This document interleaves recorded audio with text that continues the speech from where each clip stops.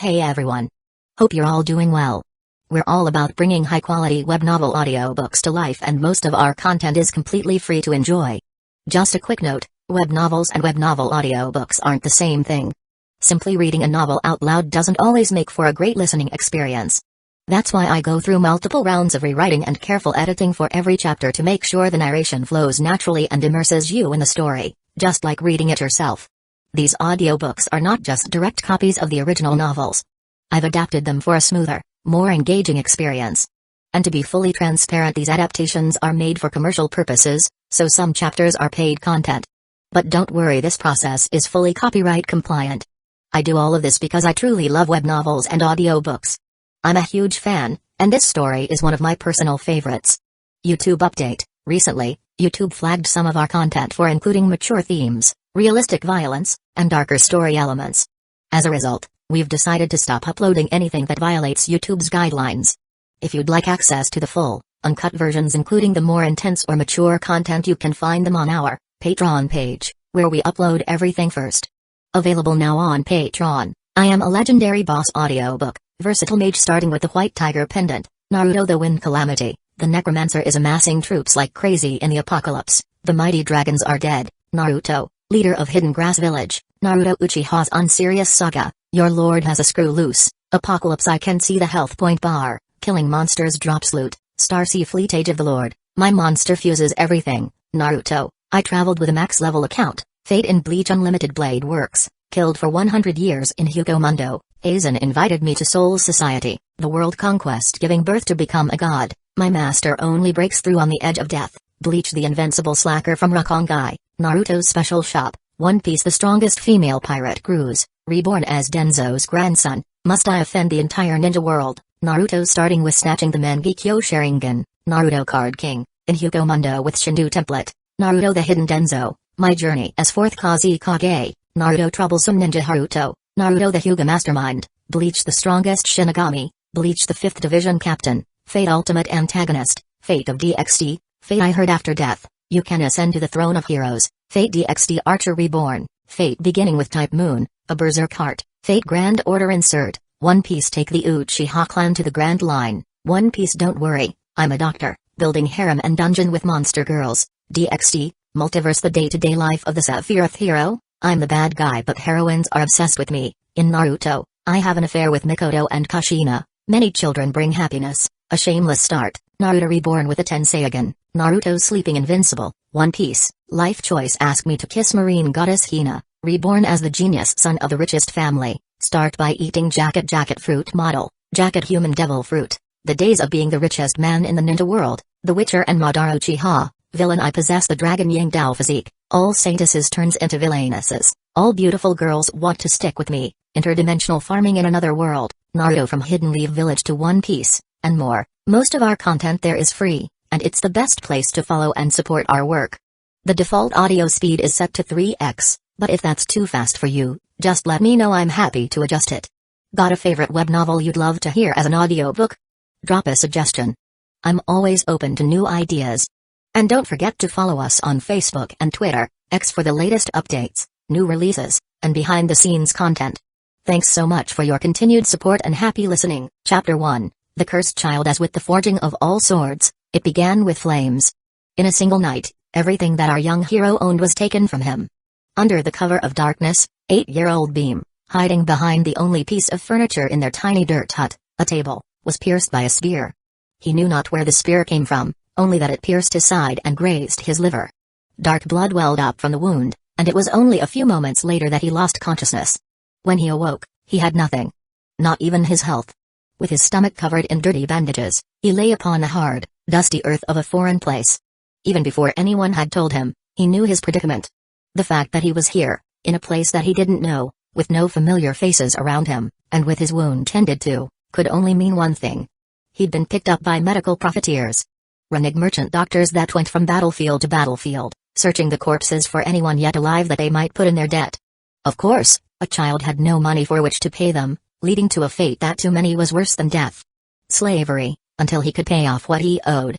It took him 4 years to rid himself of that debt, and escape the poisonous clutches of those traveling wartime merchant doctors. It took him another year to find a village that would let a stranger like him in, and give him work. And then another year after that before he could afford a hut of his own in which to live, and enough food to get him through the week. And yet another year after that before he grew bored and dissatisfied. And so, just after his 15th birthday was when Beam had enough respite from the misfortunes of the world to feel the flames of ambition licking at his heart. It was a curse that the village elders knew well. The callings of the dark god Ingalsal, inviting a mortal with potential to pursue a reckless path, hoping for their failure, so just before their blossom could bloom, the raven could feast on their potential. So begins our tale, in the village of Solgrim, south of the towering Black Mountains, in the center of many rolling plains. It began on what should have been an ordinary day, a pleasant day even. At least, compared to what he had endured in the past. Spade in hand, 3 feet beneath the ground, he dug. He was used to his job by now, and his movements appeared effortless. He stabbed his sharp spade into the hard earth using hardly any of his strength, and then he tossed the mud over his shoulder with an ease that approached contempt. 2 hours into his 8-hour shift, he was already covered from head to toe in mud. This was his second hole of the day, and yet he continued to work tirelessly. "Oi, Beam. Leave the hole for a second, I need to have a word with you." Beam didn't hear him. Every single person in their 20-man cell of diggers was at least 5 years his elder. He didn't have anything in common with any of them. Every single one of them had been born in this village, and very few of them had ever seen true conflict. The majority had families to go back to, and reasons to work as hard as they were forced to. That was not true for Beam. The only reason he worked was for sustenance. And to keep the roof over his head. In short, he worked to go on living. He figured he owed that to his family, for it was he who lived in their place. He had to live as best he could so that they wouldn't worry about him, even if that life was tough and even if he had to endure the worst of conditions just to continue it. He was determined to struggle, no matter what, for he valued the life that he had kept. His goal was to go beyond mere struggle and to get to the point where his family could even be proud of him. But progress was slow and the days were hard. After 2 years in the village, he still didn't have a lot to show for it. "Beam. I said I want a word," the foreman said again. Beam still didn't hear him, even as he shouted. He was completely lost in his own thoughts, only continuing to work. He worked shirtless, the large scar on his stomach crippling with every movement of the spade. He liked that scar. He was proud of that scar. Because that scar meant he lived. That scar was proof of the suffering that he had endured. But that scar wasn't enough. At first, for many years, the hollow hole left by the death of his family had run deep. It had left him with aching wounds of the heart that none could tend to, save for time. He loved his family deeply. His mother had been kind and caring. She'd made sure that he'd never wanted for anything. His father too, in his own way had expressed his own kind of concern for his son's well-being, and made sure he was protected. His little sister who followed him around like a puppy, showering him with unconditional love and reverence. He might have missed her the most of all. For her to be slaughtered so ruthlessly, the very thought of it still brought his anger to the boil. For those raiders to be so callous as to cut down a harmless child without a second thought. There could be no better cause for vengeance. No better reason for taking up the sword. Chapter 2, The Cursed Child, Part 2. That sight out. He felt a massive hand reach down and grab his arm, dragging him out of his ever-deepening hole. He didn't really have the strength to resist. The man, Laz, was 20 years his elder. Bald, stocky and mean-looking, with enough weight to give him the strength of 2 men. And there was anger in his eyes. "What?" Beam asked. Laz sighed. "You're good with a spade, boy, but sometimes I question what's going on in that head of yours. The boss sent word earlier. There's enough coin for 2 promotions. He said to give it out to whoever's getting the most work done, and given that you're doing nearly double that of anyone else, I figured you deserved it more than most." Beam's eyes widened with surprise and he had to fight hard to stop his mouth from curving into a smile. It was rare that good things happened to him. It was rare that his efforts were rewarded and that he was made to feel his struggle was truly worth it. Laz noticed the smile and he began smiling too, despite how grizzled he was. Beam was something of an outcast, he rarely spoke and most who saw him avoided him, thinking him to be dark and gloomy. But Laz thought a little differently. He saw the scars on the boy's body just as everyone else did, yet he also saw the light in his eyes, the look of a boy who still had not given up. Though most could not see such a quality, Laz connected with it. Without ever saying a word, he was silently rooting for Beam to do well. "I say promotion, but it isn't much. You're going up from 10 coppers a month up to 12. If it was up to me, you'd be getting paid more for the amount of labor you put in, but it's just the way things go I suppose," Laz said. But even upon hearing the size of his promotion, Beam's smile didn't fade. He valued the small things more than anyone Laz had ever met. And of course he would. For a boy who had truly lost everything at one point, his family and his freedom and even his health, the small things counted, they truly did. The sky darkened above him as Beam wandered through the village marketplace, still struggling to hide his smile from his fresh promotion. It had taken him 2 years of struggle and toil to earn that measly amount of progress after all, and he was pleased to finally see his struggle paying off. At this time of day, just after work, the market was more than lively. Beautiful women grasped the shoulders of hard-working men, whispering into their ears seductively, begging that they be allowed to relieve them of the stresses of the day.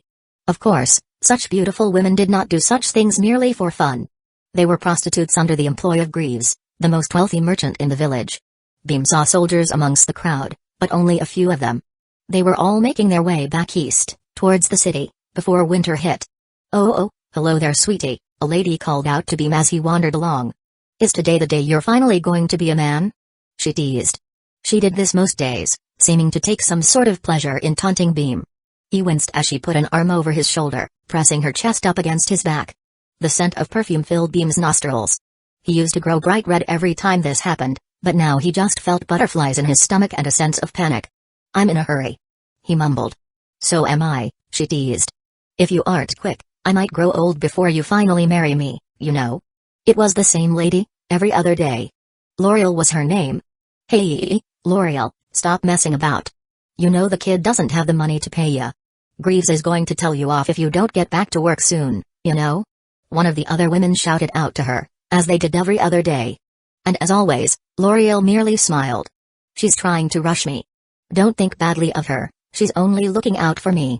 Quick, before she pulls me away, tell me what's got you smiling?" Despite her teasing and her aggressive way of using her sexuality to make Beam uncomfortable, Beam didn't mind her too much, even if it did feel like he was walking on a tightrope around her. Between her and Laz, they were the only two people in the entire village who showed interest in him, the only ones that showed him any signs of warmth. Despite how she acted, L'Oreal was more motherly than anything else. But it was as though she was embarrassed of that side of herself, so she pushed her more seductive self to the front more. "Come on, please tell me," L'Oreal complained, brushing some dirt out of Beam's hair. Beam glanced at her and saw the warm look in her eyes past her teasing. "I got a promotion," he said awkwardly. Her face lit up as she heard that. She seemed more overjoyed than Beam was about his own success. She pulled him into a hug before he could even think to do anything, and then she kissed the top of his head. "I'm glad," she said. "I've seen how hard you work, how much you struggle. It's about time you got rewarded for it. Keep fighting, Beam, I'm rooting for you." Chapter 3, The Cursed Child, Part 3. With those last words, she waved goodbye to Beam, as her friend relentlessly called for her. Her friend sighed in exasperation. "Why do you keep bothering with the boy? Can't you tell for the filth on him that he's got no money?" L'Oreal gave a soft smile in return. "He's special, and no one else can see it. He's my little treasure. Mark my words, that boy will grow into a fine man." "So what? It's an investment? You think he'll get rich and take you away?" But L'Oreal shook her head. "No. He deserves someone far better than me. I'm content to just see him do well." Her friend shook her head. "I really don't get you." Beam sighed with relief as she left. Whilst all the other women treated him with something approaching disgust, only L'Oreal continued to pester him. Beam couldn't figure out why. He dared to look over his shoulder to watch her go, only to see her sauntering seductively as she moved her hips from side to side, her fine figure more than evident in her tight purple dress. She must have sensed Beam's gaze, for she looked back over her shoulder and smiled at him, offering him a wink. And this time he did go red. He scarpered away hurriedly onto the road towards home, determined to put as much distance between himself and L'Oreal as possible, for fear that the embarrassment would eat him alive. As he walked, he almost flinched as he caught sight of the figure of another beautiful woman. Only, after a moment, he remembered that this particular woman was a statue. In all of the village, there was only a single statue dedicated to the gods, for they couldn't afford any more. And that statue was offered to the goddess Claudia, the goddess of progress. Beam slowed to a halt in front of it, looking up at the beautiful woman carved out of stone, with long flowing wavy hair and a kind-looking face. By her feet, there read an inscription. "Your struggles will be rewarded," it said. Even being as poor a reader as Beam was, those were words that he knew well. He'd often paused in front of the statue, especially in his earlier days in the village. He'd believed that some way, somehow, his struggles indeed would be rewarded. That his suffering would lead to something better, and that he could make his family proud beyond the grave. It had taken him 2 full years before that had finally paid off, but here he was, finally with something to show for all his work. There were 2 other villagers kneeling in front of the statue in silent prayer. Normally, Beam would not join them. He didn't share the same religious fervor as the rest of the villagers. He wasn't sure what his opinions on the gods quite were, though he knew he didn't like the idea that such powerful beings so freely meddled in the lives of mortals. But of all the gods and goddesses, he figured that perhaps Claudia was the closest he was to appreciating. She didn't lie at least. Today, since he'd gotten the promotion, he figured he may as well kneel down and offer thanks, just in case Claudia really did have a hand in helping him forward. Elsewhere, as Beam prayed, in a dimension different from his own, a purple light shone, as a woman sitting at a wooden desk paused her writing a moment to acknowledge it. "Goddess," the woman called out, her long blonde curls swaying as she turned her head. "There's been another one. The second boundary has been broken." Claudia lifted her head up languidly from her hand. She'd been sat on the stone steps of an ornate fountain, with one hand caressing the flowing waters beneath, the very image of a troubled beauty. Her sad eyes inspired endless pity as she called back a half-hearted question. "And which noble house is this one from?" Let me check," Claudia's attendant said, as she pushed her glasses back up her nose and fished a piece of parchment out of her drawer. Sure enough, just as always, the parchment fed her all the information the gods had observed on this particular mortal. Her eyes widened in surprise as numerous memories filled her own, not because of the uncomfortable sensation, for she was used to it by now, but because of the odd contents that went against what she had came to expect from one breaking through to the second level. Claudia noticed her distress, and for a moment, the sadness faded from her eyes, replaced instead by curiosity. She looked up, brushing silver hair from her face as she sat up for the first time in hours. "What is it?" "Well, you see, he's not a noble. He's not a knight. He's not even a soldier," Claudia's attendant said, in what could only be described as a panicked voice, a vast contrast to her normally dignified secretarial disposition. Claudia reached out a hand for the parchment, as interest captivated her. Her attendant soon crossed the room to fulfill the unspoken demand, her heels clicking against the marble floor as she went. "Goodness," Claudia murmured, holding a hand to her chest, as the parchment filled her in. She recognized the boy, but only a little. She could not look in all places at all times, so many of her subjects often went overlooked for long periods of time, though she strove to keep an eye on them all as best she could. "What do we do?" the attendant asked in a panic. "We've had members of the peasant class break through the second boundary before. But that isn't the problem. Indeed, we do not discriminate. Progress will be gifted to all equally who yearn for it and struggle for it, and we have had more than a few peasants break through the second boundary before." "But you're quite right, that is not the problem," Claudia mused, her eyes again clouded over with sadness, but this time for a different reason. Chapter 4, The Cursed Child, Part 4. "It's all strange, isn't it?"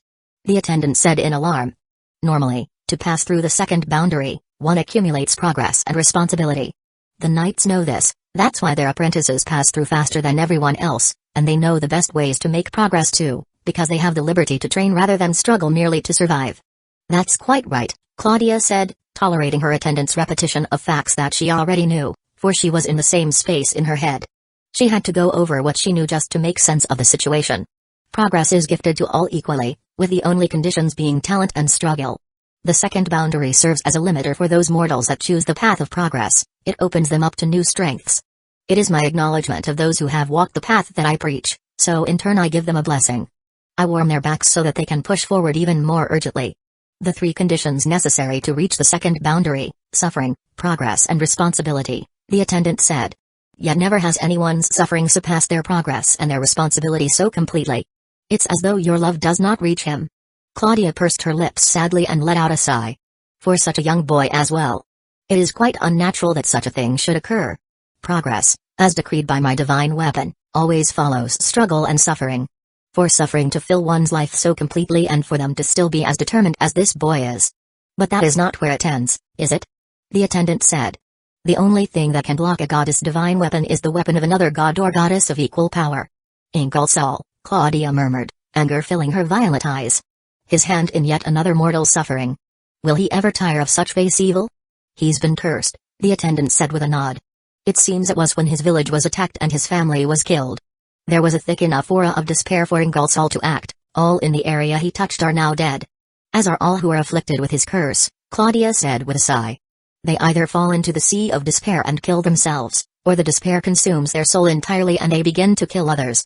Either way, through Invincible's cruelty and my weakness, they never survive. And yet this boy has. The attendant had an unhappy look on her face as she said the next words. We cannot offer him your blessing, can we, Claudia? For a person of the second boundary, who would normally be immune to such curses, to be afflicted with it. If he were to lose himself, he'd become quite the monster. Claudia pondered a moment, a finger on her chin. Her attendant had learned to fear that pose, for it always led to the worst decisions. Please no, she said. But it was already too late, her mind was made up. It is the mortals that give us power, my dear. It is they that choose their paths and what they believe in. I will believe in this boy. Grant him my blessing and offer him the gift, Claudia said firmly, giving the command with regality. The attendant sighed. As you wish. But for the gift. He has no progress to speak of, I cannot gift him a skill in any area. Claudia smiled. Then we will give him something better. My beloved Dominus retreated into the Black Mountains, did he not? Let us guide the two together. I am sure, of all people, Dominus Patrick will see his value. Her smile faltered for just a second as she made that declaration. Though, the adjustment period after one has broken through the second boundary is always painful. They are always forced to give up much of what is important to them before the evolution will finally settle. I only hope he can endure such suffering. Beam gave the statue one last respectful nod before he continued on his way back home. Finally, his road home met with the forest and he entered. He admired the setting sun as he walked through the tall trees, enjoying the breeze on his bare skin as he walked with his dirty shirt slung over his shoulder, and his sandals in his hands, enjoying the cool earth beneath his feet. This was his part of the wood, his territory. Well, not in actuality. In actuality, this was the village's forest, and the territory of the local lord. He didn't own a bit of it. Not even the hut that he lived in. It was all merely rented, and merely enough to get by. But in moments of quiet like these, and it was often quiet around these parts, such trivialities didn't matter. He could smell smoke in the air. It seemed someone was still in the woods. Possibly cooking up some game that they had managed to catch throughout the day. He paid it no mind, and merely ascended the steep muddy slope towards his house, casting an eye to the nearby stream and its gently flowing water. At the top of the hill though, he could only note that the smoke had thickened. And with that, there finally set in a panic. After a day of things otherwise going normally, something had finally exceeded his expectations and reignited emotions that he hadn't felt in quite a time. He quickened his step and rushed towards where he knew his hut to be. Chapter 5, The Cursed Child, Part 5. Damn it, he muttered, the energy draining from his limbs. There was no point rushing around now. The dry grass of the roof had been burned hours ago, and the wall had already collapsed inwards, half reduced to ember. In short, there was no saving it now. Ha! He sat on the ground, his back against a nearby tree, a palm to his cheek and his eyes drifting from the sky to the fire, and then back to the sky again. Beam was not the only one who watched as the fire's smoke rose up into the sky either. When the scent of the smoke entered his nostrils, Dominus Patrick finally opened his eyes after hours of meditation. A quick glance at the sky told him how far away the flame was. He let out a sigh, about to ignore it, but a white rabbit was quick to put a stop to that. It ran up towards Dominus without a shred of timidness and put a paw on his leg. That was enough to make Dominus wince, for that leg, and that side of his body as a whole, was strongly affected by the Pandora goblin poison, making his existence at times relative agony as he fought to keep the poison at bay for as long as he could, so that he could find what he sought to find. The rabbit would not leave Dominus be, no matter how much he attempted to ignore it. With a weary sigh, he got to his feet, just as the rabbit bounded away. MPH. Is this an omen? He asked himself. Dominus had long since broken through the fifth boundary, one of only a few people in history to achieve such a thing, so he knew well the power that the gods had, but never had he seen one attempt to guide him so blatantly.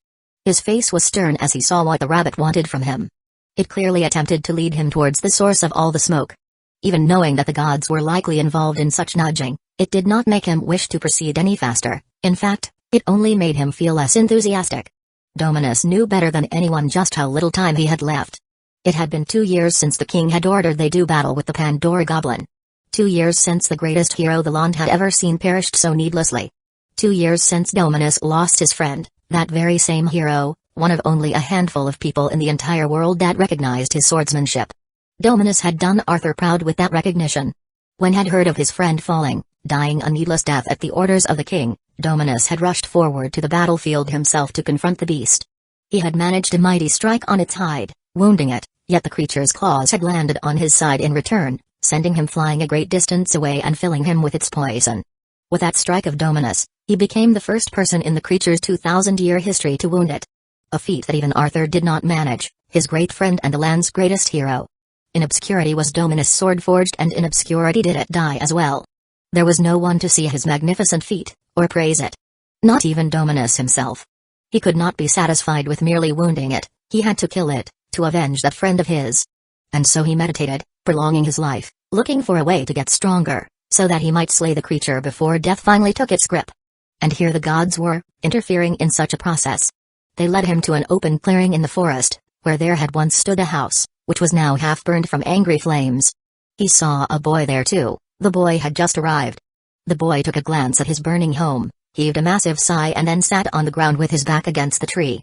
Dominus twisted his face in annoyance. This was what the gods had brought him to see? A boy who lacked any sort of strength entirely. He was so far beneath Dominus in skill, that the comparison between a man and a god would have been more than apart from what Dominus could see. He was merely a peasant boy. A peasant boy down on his luck, but nothing more than a peasant boy after all. The old knight shook his head and turned to leave. Perhaps he had misinterpreted the white rabbit. Perhaps it had merely been a playful test, rather than an omen from the gods. Dominus had bigger fish to fry. He was intent on solving the greatest puzzle in knightly history, on achieving a strength far greater than anyone else. And as of yet, he had no signs of how to do that. His progress had ground to a halt a decade ago, and he knew not how to break that deadlock. But he knew he wouldn't find his answer here, in a realm so different from his own, the realm of the peasantry. Out of the corner of his eye, he saw the boy shift. He turned his head slightly, to see what he was up to. The boy tore his shirt off, knelt on the ground and started doing push-ups, even as his house burned in front of him. Dominus recoiled slightly. He was sure the boy had lost himself to despair, when he saw him sitting with his head in his hands, and yet here he was, doing push-ups, a look of determination in his eyes. Dominus saw the marks on his back, the whiplashings of the slave, the signs of much suffering. With his interest finally captured, if only a little, Dominus observed the boy a little further. He had a soft spot for those that struggled. He never had the talent to match Arthur. He was never blessed by the gods in that regard. It was only his relentless struggle that had brought him up to Arthur's level, a fact that his friend praised almost tirelessly. With the boy exerting himself, Dominus finally caught just the slightest of fluctuations in his aura, just the smallest signs of who he really was, and there, his eyes widened, as he caught just the smallest whiff of a boy that had broken the second boundary. He had turned around completely by now, completely puzzled. No other knight in the land would have been able to detect the goddess blessing through such a frail aura. That was just how weak Beam was. A person's aura would multiply with the progress he had achieved, and yet, despite the goddess blessing, there was seemingly no progress at all. Chapter 6, The Cursed Child, Part 6. The boy stopped at 42 press-ups. Far from an impressive feat. "Why do you struggle, boy?" Dominus called out, unable to hide his curiosity. "To get better. So my family don't have to worry about me," Beam said back, showing no signs of surprise, as though he'd known Dominus was there all along. "And yet you don't progress." 42 push-ups was a struggle for you, Dominus said. Beam shrugged. "I had 40 yesterday and I got 42 today. That's the most I've managed to progress in a very long time." Dominus frowned at that. How had the boy managed to break through the second boundary at all? Had he done it entirely on suffering? As a peasant, he will have had hardly any responsibility to speak of, so that certainly didn't carry him forward. And yet, even then, he needed at least a whiff of progress to be able to push forward, and he had what was effectively zero. He thought he knew why. "You've been cursed by Ingalsal," Dominus said, just to gauge a reaction. "Progress will eternally escape you and despair will take its place. The curse you were afflicted with, a curse that only reaches the weak and the innocent, worms its way into your soul." Beam's eyes widened in surprise for just a moment, but then he merely shrugged again. "Even if what you say is true, it doesn't change what I need to do. All who are afflicted with Ingalsal's curse die within 6 months. You have lasted years by the look of you, a feat which I commend. But resisting Ingalsal's curse takes its toll. In constantly fighting against it, you cannot open your soul up to progress. Indeed, to do so would be to allow yourself to be overrun," Dominus said. Beam smiled. "That doesn't sound right, old man. I was promoted today at work, after all. And years ago, I could only do 15 push-ups. I've still made progress."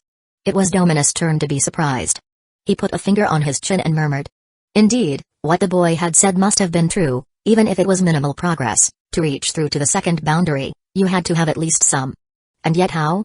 Resisting the curse was one thing, but to have enough leeway to force some pitiful progress as well on top of it? It was unnatural.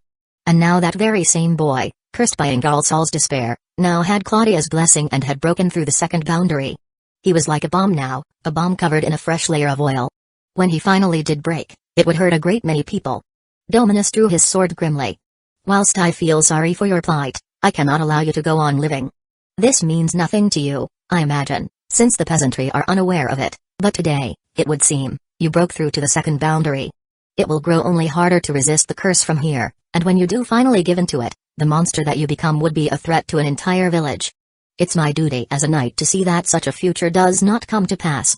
On my name Dominus Patrick, I sentence you to die. Beam looked at the sword, fear absent from his gray eyes. Were they gray? Or were they blue and green? It was hard to tell. He looked at the point of the sword as though he had been on the end of it more than once, and he stared at Dominus, a false smile on his lips. My life is not my own, old man. Knight or not, I will struggle against you, Beam said. His eyes lit up with a ferocity that took even Dominus by surprise. Golden flecks span around them, as a fierce determination was projected forth. Dominus felt a shiver, despite his strength. Slowly, he lowered his sword. I understand now, he mused. So that is why Claudia blessed you.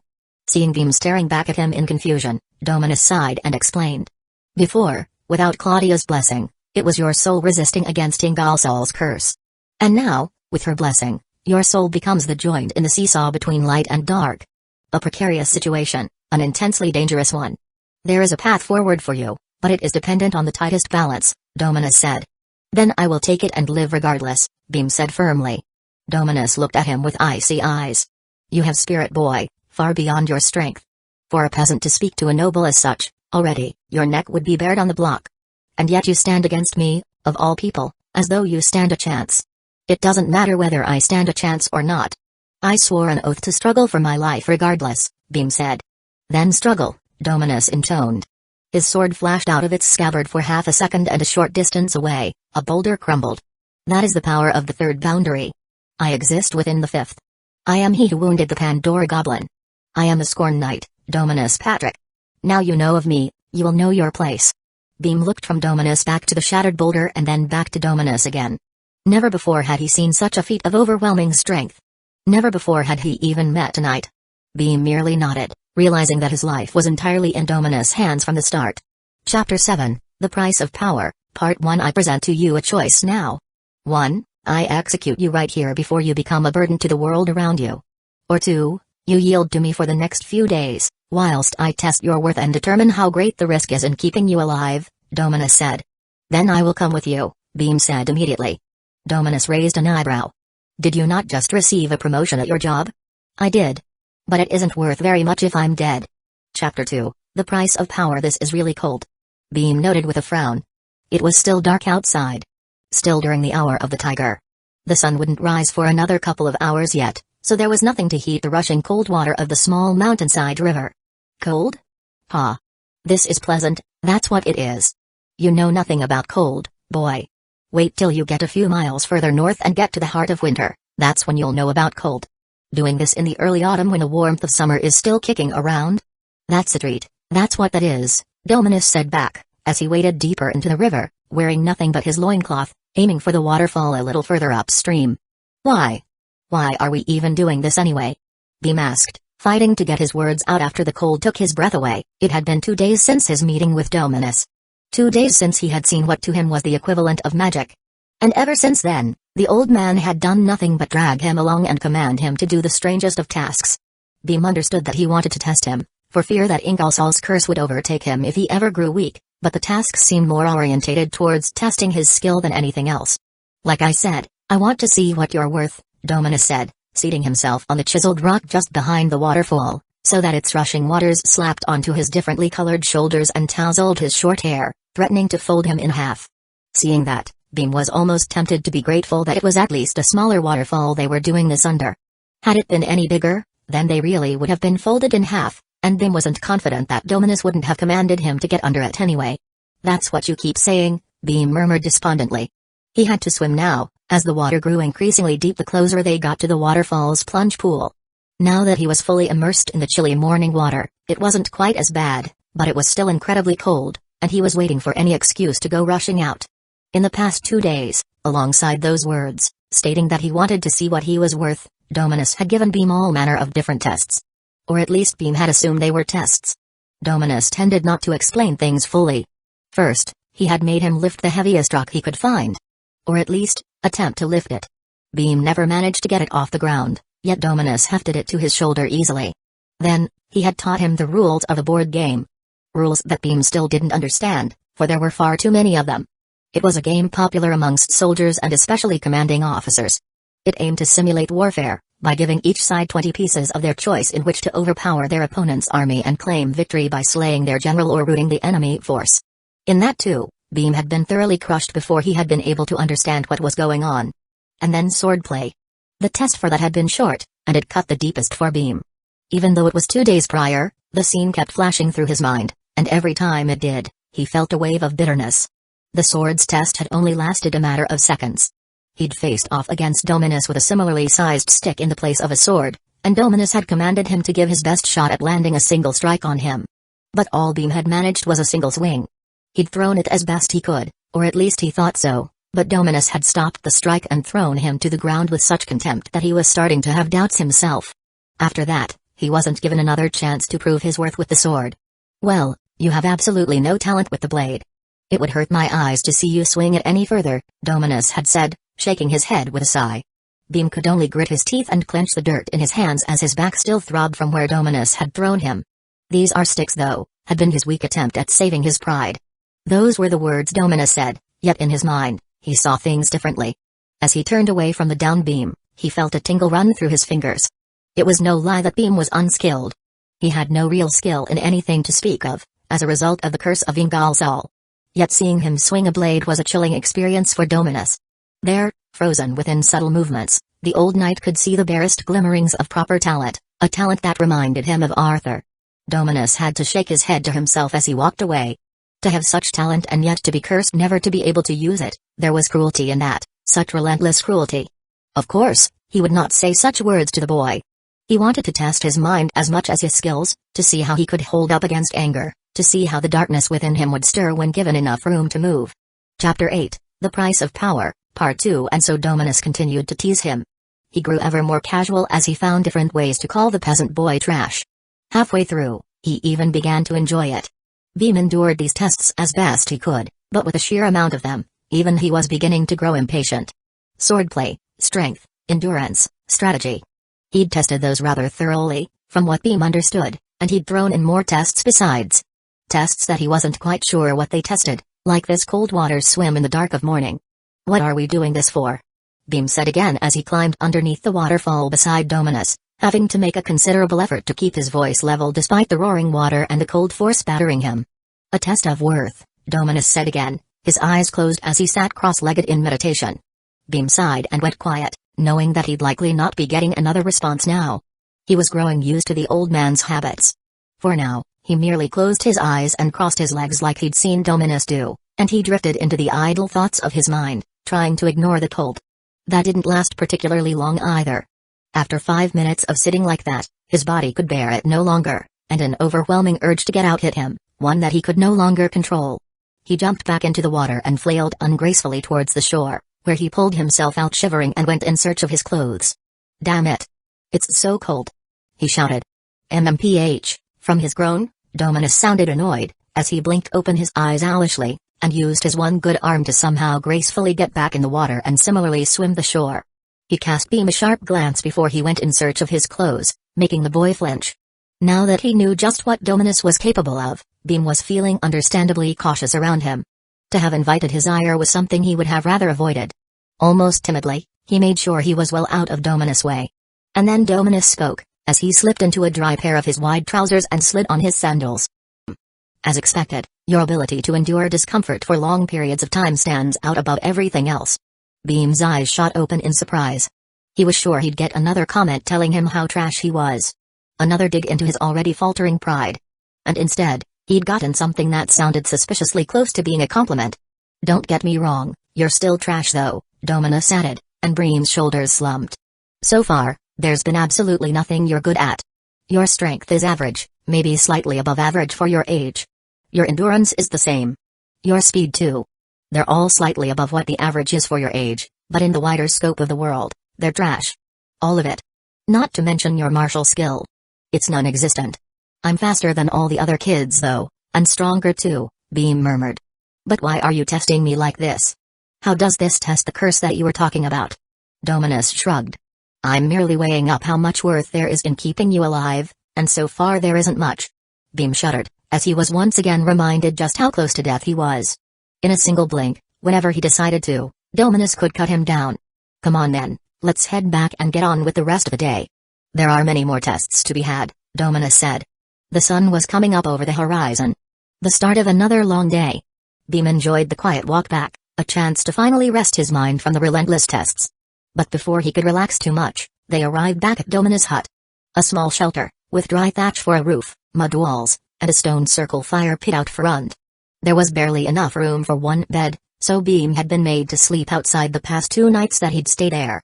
He was lucky that it had not yet rained. But the skies today did not look so forgiving. Go on then, the same as yesterday, Dominus said, gesturing toward a mound of stones that lay a little ways away from where the house stood. Again? Beam asked. His body was still ice cold from the river. His legs had only just begun to warm up from their short walk, but he felt that if he were to exert them fully with how cold they were, something would be liable to snap. Yes, again, Dominus said impatiently. Chop chop. You're under my command, are you not? Do as your senior tells you. He said all this as lowered himself back onto his bed of spring reeds and animal furs, reaching for some dried wood with which to revive the fire from its embers. I'll make you some tea if you do well, he said. But he'd said that the day before too. And Beam hadn't done well the day before. Not by Dominus standards. All right. He dragged himself over to where the stones were. Just in front of that mound of mountain rubble were the stones that they were using. 5 stones of incrementally larger size and weight. The smallest of which was about the size of Beam's head, and the largest of which was the size of his torso. He had only previously managed to lift all the stones up to the middle stone, which was about half the size of his torso. He began lifting the smallest of the 5. Scooping it up to his knees, letting it rest there a moment as he regained his posture, then lifting it up onto his chest, as though he were attempting to put it on a platform that was about as high up as his neck. But since there was no platform there, he simply let it drop. Chapter 9, The Price of Power, Part 3. He eyed Dominus to make sure he was doing it right. It was Dominus after all, who had told him to pick it up in such a manner, and lift it as high as he had. It wasn't ordinarily how he'd go about handling stones. Dominus motioned with his hand for Beam to continue, as he himself set a battered black kettle on the now recovering fire. Beam made to move on to the next stone, as he had the previous day. Ah, Dominus said, motioning for him to go back. Beam frowned. That was a habit of Dominus, to go ahead and let Beam do the wrong thing, only to correct him afterwards, and make him spend twice the energy. Of course, Beam did not know that this was intentional on Dominus' behalf, as the old knight continually tried to test the limits of the boy's mental fortitude. Lift that one 20 times. You can count to 20, can't you, lad? Dominus said. Of course I can count to 20, Beam bristled, thinking he was getting insulted. He was lucky enough to learn his numbers from his mother before she passed, and he could safely count all the way up to 100, which was more than most people in the village. I was only asking, Dominus said, as though oblivious. Beam sighed again, for what felt like the 100th time that day, and he knelt down to pick up the stone for a second time. And then a third. And a fourth. By the 5th, he was out of breath and his muscles were aching. He had a fair amount of endurance built up from digging holes all day as part of his job, but with this being a different movement, it exhausted him. At 15 repetitions, his legs were shaking, and he was sure he couldn't lift it again. But he caught the way Dominus was looking at him. Hungrily, with interest. He'd noticed that look more than once over the last couple of days, though he pretended he hadn't. Dominus, for his part, quickly wiped that look off his face, and replaced it with one of disinterest, that looked like it could quickly descend into mocking should Beam fail yet another task. Damn it. Beam muttered, unwilling to give up yet, despite his fatigue. He felt his anger rise and reignite his limbs. Those next 5 repetitions almost killed him, but he made sure he finished them anyway. Good, Dominus stood up and handed Beam a drink of warm tea. Now that he'd exhausted himself from lifting the stone well past his limit, Beam's body was far from cold, but he accepted the warm drink gratefully, even more satisfied with the comment. For the first time in 2 days, he'd received something that could solidly be construed as something positive, without a hint of mockery. He could even swear he might have seen a hint of respect in the old man's eyes. But he must have imagined it, for Dominus was straight back to egging him on. Well, now that you can comfortably lift what most women can do, how about we get on to the next stone? He said. Beam clenched his fist so hard that it was a wonder the clay cup that he was drinking from didn't shatter. Damn it, he said again under his breath, setting his drink aside and gritting his teeth. prepared to show that old man just what he could really do. For this one, let's say 15, Dominus said innocently. Beam blanched at the comment and whirled on the old man, expecting him to relent, and concede that he was only joking. But from the look on his face, he was deadly serious. But it's near twice the weight. I struggled to lift it for one only a couple of days ago, Beam protested. Dominus merely shrugged. And now you can struggle to lift it for 15, he said. Begin. And so Beam began. Before his heart even had a chance to calm down from the previous task, he attempted to lift this stone that he had struggled with before. And it was even heavier than he expected. Just getting it to sit on top of his knees for the first time nearly took everything he had, and then rising up with it in his chest was just as hard. 1, Dominus said. Grr, with such exhaustion, such anger, such indignance, Beam could only express his emotions with a growl as he stepped towards the dropped stone for another lift. Hup. It was easier this time, though only barely. He got it to his knees faster than last time and to his chest faster still. He looked towards Dominus and Dominus nodded. A third lift. It was almost equal to the last rep in knees, though maybe slightly easier. But by now his breath was beginning to grow quick, as was his heartbeat. He could barely feel his legs at this point.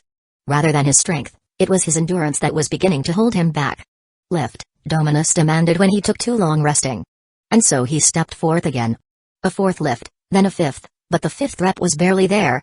The veins in his neck bulged from the effort, and he dropped it down a little too quickly, almost hitting his foot. Ah, you dropped that one early, Dominus said. That one doesn't count. You still have 11 more. Beam was so tired that he couldn't even summon the fury to direct at his overbearing commander. He could only step forth and put it all on the line for another lift. He got it this time. And he held it for longer still, making eye contact with Dominus, who nodded, confirming that he could drop it. The more he lifted, the more tired he got, and the quieter his mind grew. He knew nothing, only that he did not want to stop before he reached his goal. Go on, get on with it, Dominus said, purposely provoking him. Chapter 10, The Price of Power, Part 4. This was his 7th lift, or 6th in the eyes of Dominus, given the one that didn't count, and it was more than obvious that the boy was reaching his limit. He tore off his shirt, somehow hoping that the reintroduction of cool air would spur on his strength, if only a little, and he gripped the stone as tightly as he could, aiming to rip it off the floor even faster than the last. But the stones were growing slick and his hands were growing tired. They were already damp and slippery from the morning dewdrops that had coated the ground around them, and that wet only coated the stone more each time he lifted it. It was no longer just a matter of picking it up, but a struggle of merely getting hold of it. He lifted it halfway up his shin before it slipped out of his hands and he dropped it. What are you doing?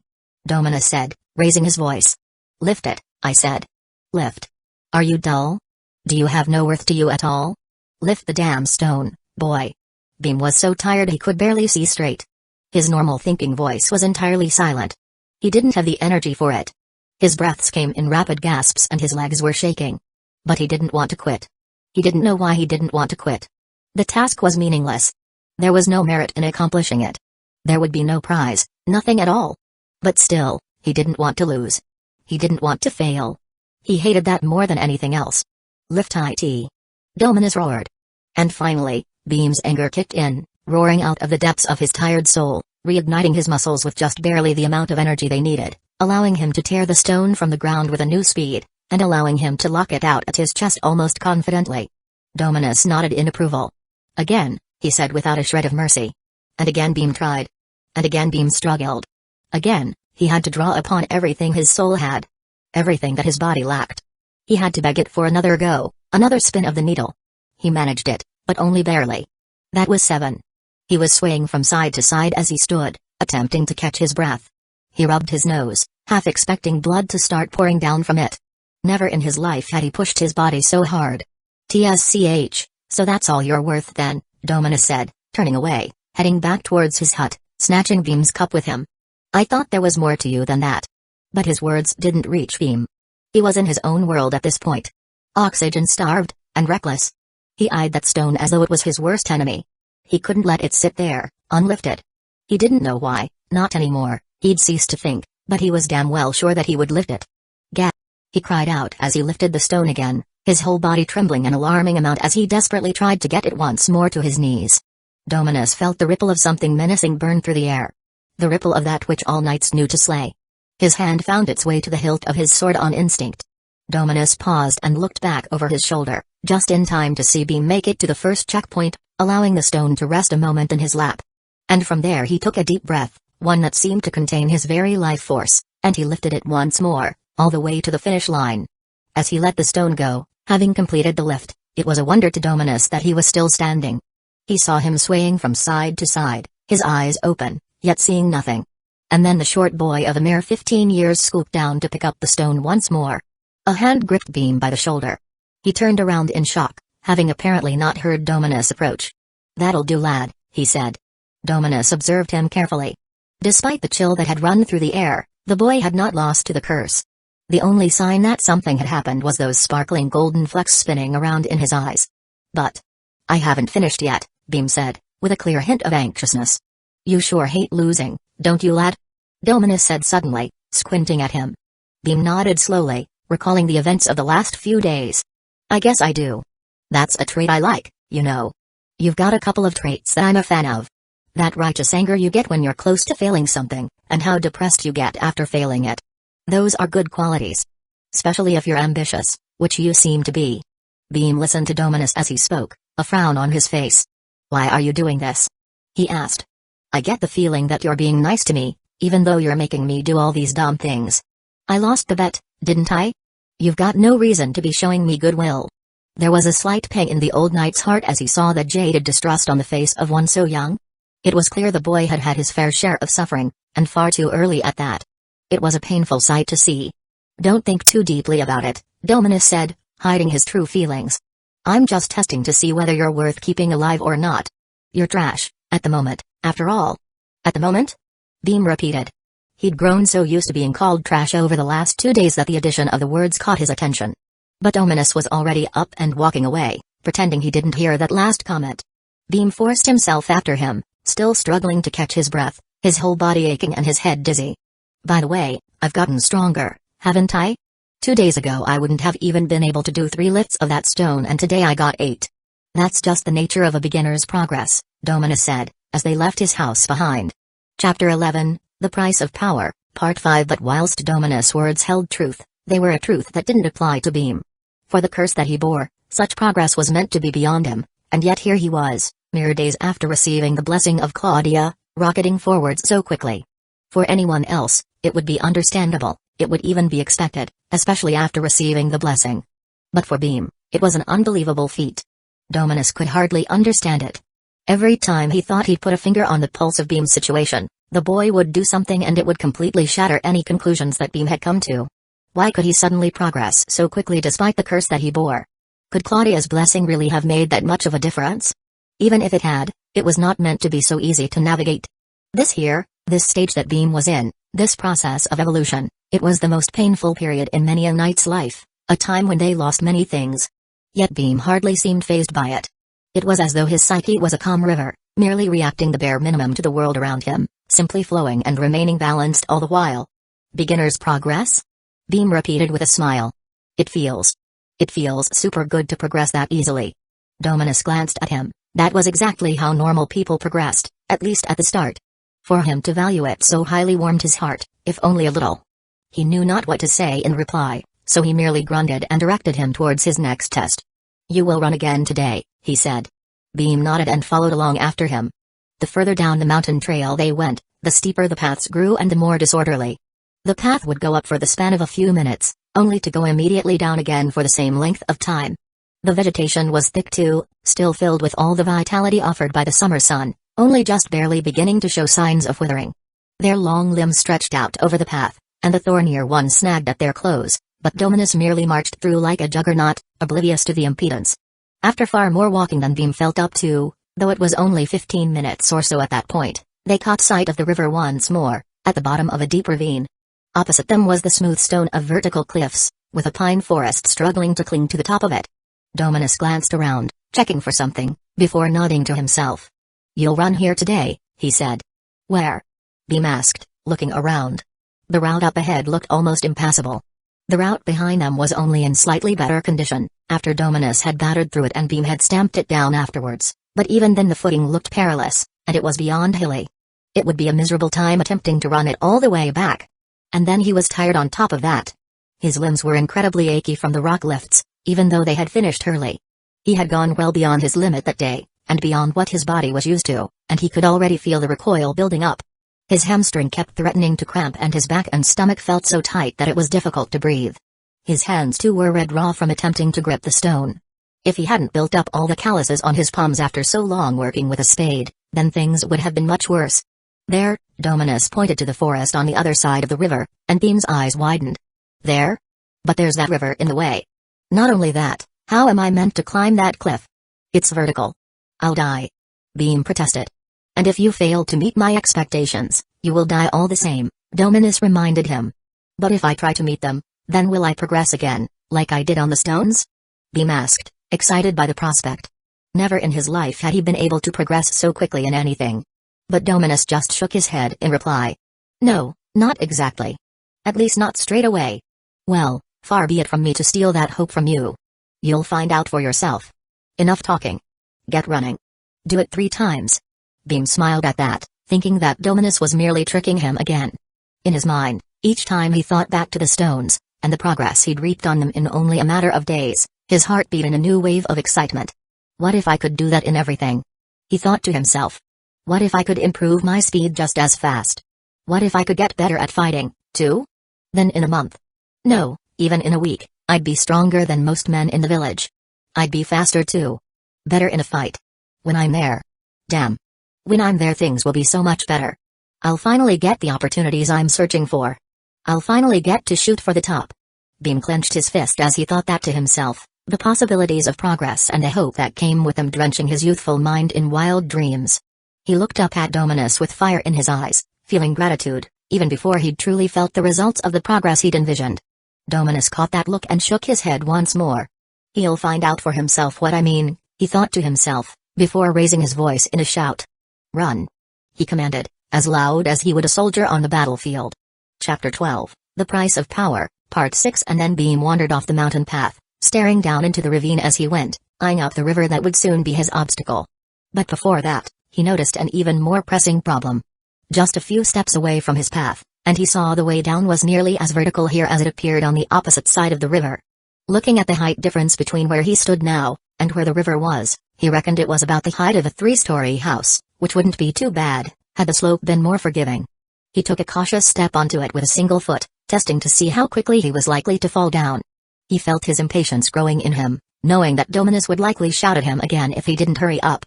But though it wasn't quite as steep a rise as it was on the other side of the river, it was still damn well steep, and with nothing to grab onto, he'd quickly lose his footing on the muddy slope and slide all the way to the bottom, likely smashing his head on one of the many stones on the way down. Luckily, there were hardy trees growing out of the slope, and some fallen branches that looked like they might slow his descent somewhat. He eyed up all the obstacles that he could use to help him down, and he took his first attempt at going forward. Only for the ground where he had placed his lead foot to immediately crumble, causing his foot to slide. Somehow though, instead of losing his footing entirely, his body had the sense to allow his leg to continue sliding, until it came to a dead stop, with him sat in a deep lunge. Surprising himself, Beam marveled at how he'd somehow managed to remain upright, glancing at Dominus as though to ask, "Did you see that?" Dominus merely shrugged upon noticing his glance. "Seems you've got some balance," he said. "But this here is a test of speed and endurance, and you boy, are slow." Beam couldn't refute that. Despite his little feat of balance that had surprised even himself, he was basically no closer to the bottom. Not only that, but now that he'd moved a little, his tired limbs were reasserting themselves with vigor. Not only were those stones from earlier catching up to him, all the new activity from the past 2 days were. He was feeling the pressure now, and, still sat in that deep lunge of his, was looking for a way to get out of it. He noticed the slight bit of fear that he was feeling after acknowledging the risks of not taking this seriously.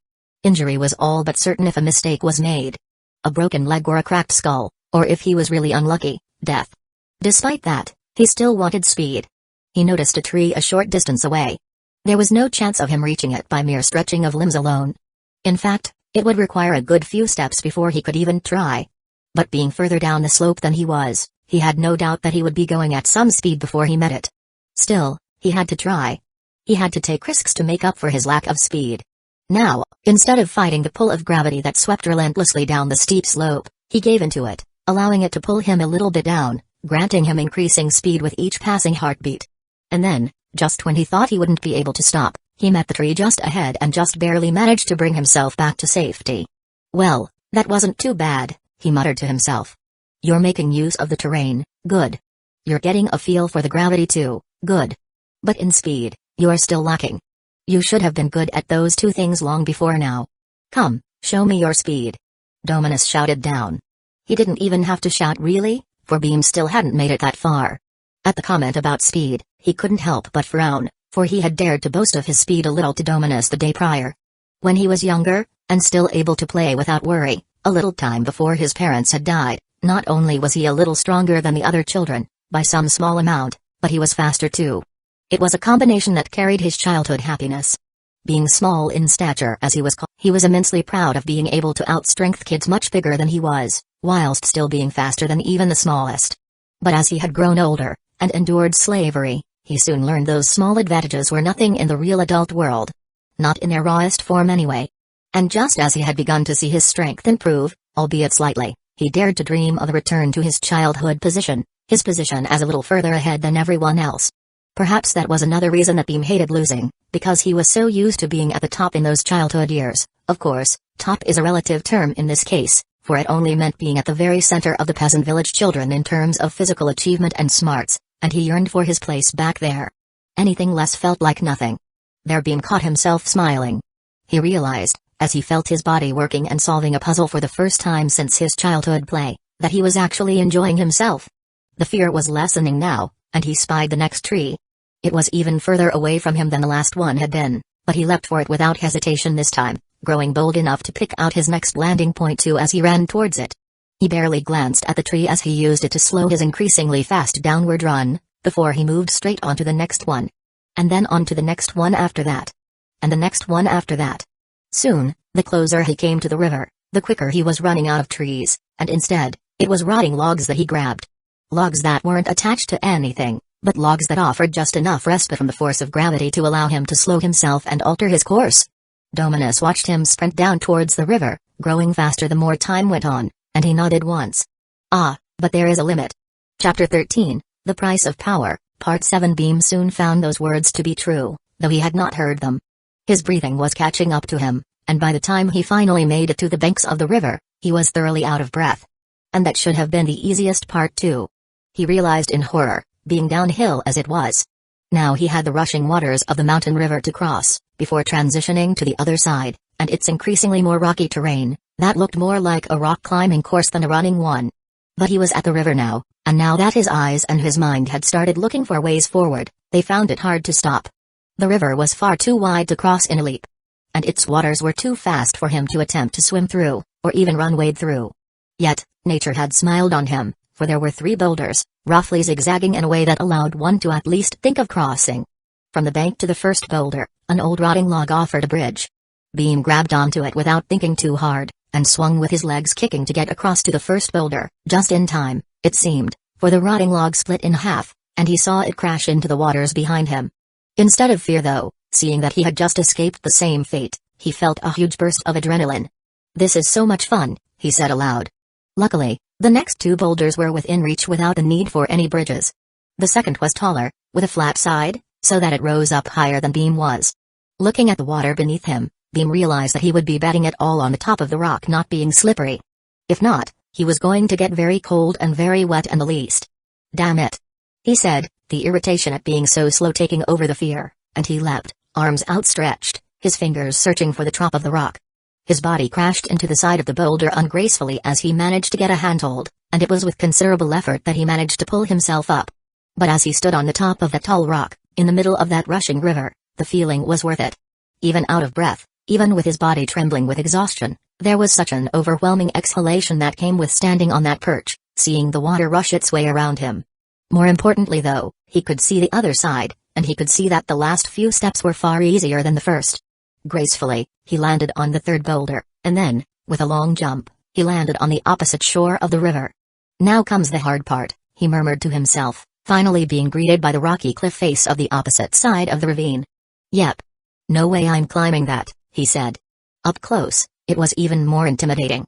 It started off with a gentle muddy slope that got steeper and steeper, until, towards the middle, it was a complete sheer rocky cliff face, and then beyond that, it went beyond simply being vertical. The cliff curved out the other way into a muddy overhang supported by the roots of the forest's trees.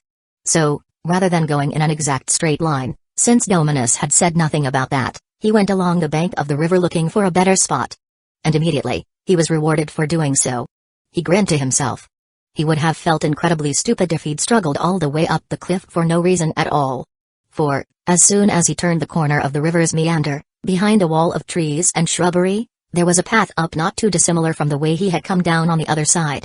Of course, it wasn't what he could call easy, but it was a far cry from a sheer cliff face. It was at least manageable. Looking at it, he even dared to hope that it might be easier going up than it had been coming down. Watching this, Dominus grunted in acknowledgement. And he's not stupid either, he murmured to himself, taking mental notes. Beam was not aware of it, but the pathfinding skill that he had demonstrated was not necessarily common. There were many more men that would have been unable to make a decision as to which way to go, ending up at something completely impassable instead. Though, Beam had made it look almost easy.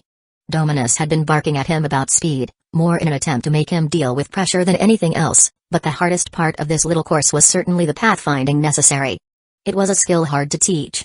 One that required intuition. Let's not get ahead of ourselves though, Dominus told himself. It's not like the pathfinding instinct solves everything. Though I suppose it's a good skill to have. As Dominus muttered to himself, stroking his chin, Beam made it to the top of the other side. He went through the trees into the forest on the other side of the ravine, exactly where Dominus had pointed and waved over, signifying that he had completed it. Dominus motioned with his hand for the boy to come back, and he started scrambling down the same way he had came up. Even from a distance, Dominus could see how exhausted he was. But now, after nearly half an hour of practice, he was getting a feel for gravity and for the pathfinding, and it took him far less energy to do what had required all his concentration before. He's got many talents, like you did, Arthur, Dominus murmured to himself. To think he'd have been born into peasantry. To think he would have been afflicted with Ingolsol's curse. He might have flown high indeed if only he was protected a little longer. Along such a train of thought, Dominus made a stark realization. And yet, now the boy is progressing again, he mused. He has a vast base of suffering to build off. If the balance within him remains perfect, he'd be able to build up an astonishing level of strength. But I suppose, in the end, such a thing is unlikely. As much as he struggles, it is impossible to walk such a road. Chapter 14, The Price of Power, Part 8. Soon, he was crawling back up the muddy path towards Dominus' feet, somehow his clothes having remained clean, yet his hands were covered in filth.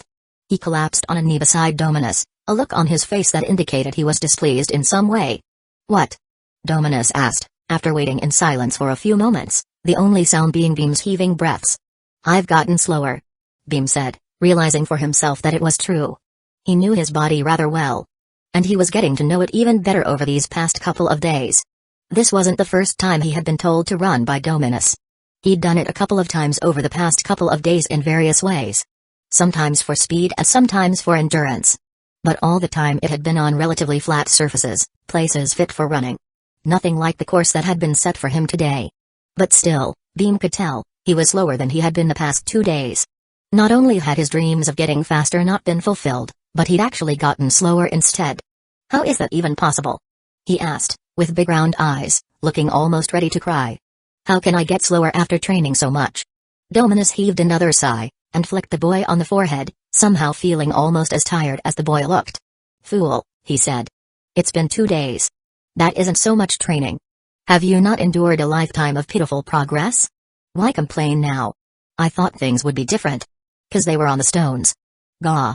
You kids are so damned impatient, he groaned. Stand up, boy. That's enough running for now. Join me by the river. But I haven't done it 3 times. Beam murmured, the fact of his failure digging into him again. The failures just kept mounting up and up. You'll have your opportunity.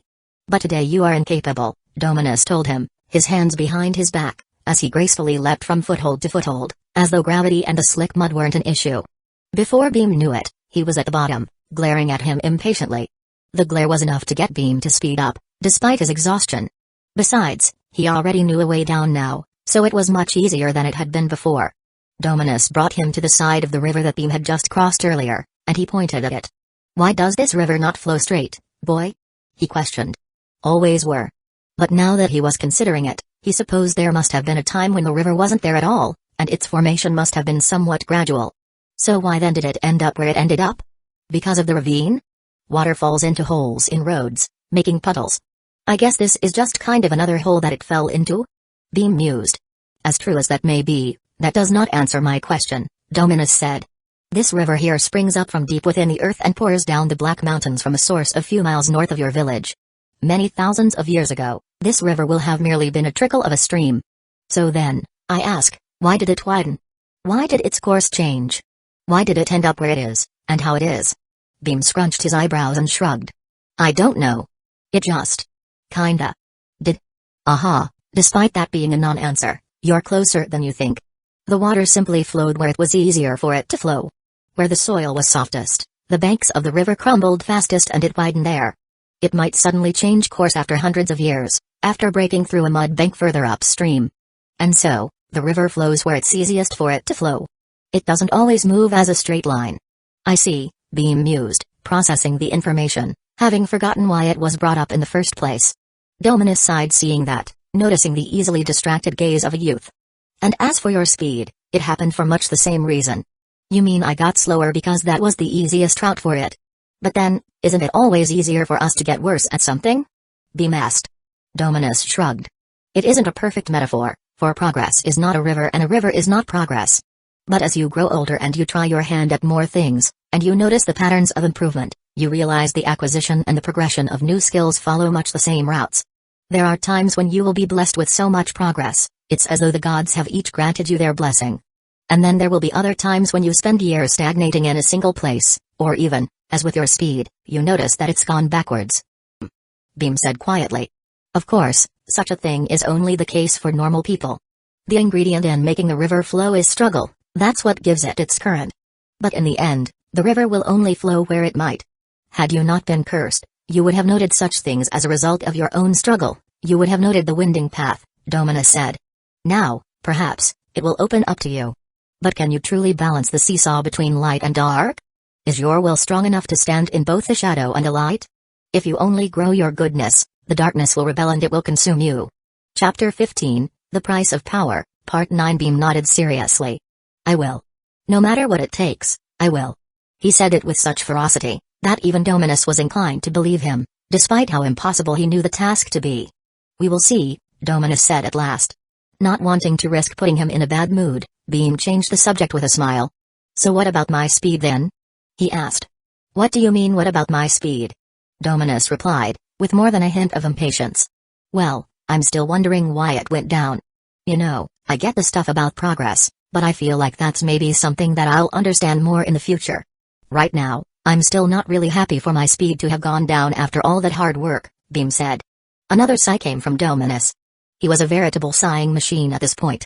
Whilst Beam was doing his runs and his lifts, it seemed he was training his sigh. He never knew being around a teen would be so exhausting. Well, ignoring my theories about how progress works for a moment, it's obviously because you just put all your energy into lifting those stones an hour ago. Oh. Beam clicked his tongue, realizing he should have easily guessed that himself. But still, even that answer didn't satisfy him. He was starting to dream a dream of progress, and now that it was in his blood, exciting him, he didn't want to let his ideal go. But then, if I'm always training strength, how will my speed go up? It will, in time, if you're patient. Your body will get used to the continuous exertion, and then you should be able to progress in multiple things at the same time. But that's merely because you're a beginner, Dominus warned him. After years upon years of training, you might find that it's easier to let your speed slow for a few months, whilst you reach new heights in strength, and then return to speed later on, letting your strength decay a little. Beam frowned. He definitely didn't like the idea of losing progress. Dominus noticed the look and hit his shoulder. Stop. I can see the greed in your eyes. I was young too once, you know. It's not like I don't get it. But the only objective is to progress as fast as you possibly can, and as I said, sometimes the fastest route includes backwards paths. Beam murmured. Alright, that's enough talk of that. You're still trash lad, so don't be getting cocky just yet, Dominus said. There isn't much time left in the day. I am satisfied with the results of these tests, you may go home for now and live your life. But if the day comes when you begin to show signs of losing control, then I will find you and I will slay you. With just that threat in the air, the old knight began to walk away, his hands behind his back, intent on leaving just as suddenly as he had come. Wait. Beam called out to him uncertainly. Dominus slowed to a halt and briefly glanced over his shoulder, the question written on his face. Will you train me? Beam asked, and then he bowed his head and repeated the question, as politely as he knew how to. Please. Dominus looked at him long and hard for what felt to Beam like an eternity. Are you aware of what it means to ask a knight such a question? Beam shook his head. I'm not.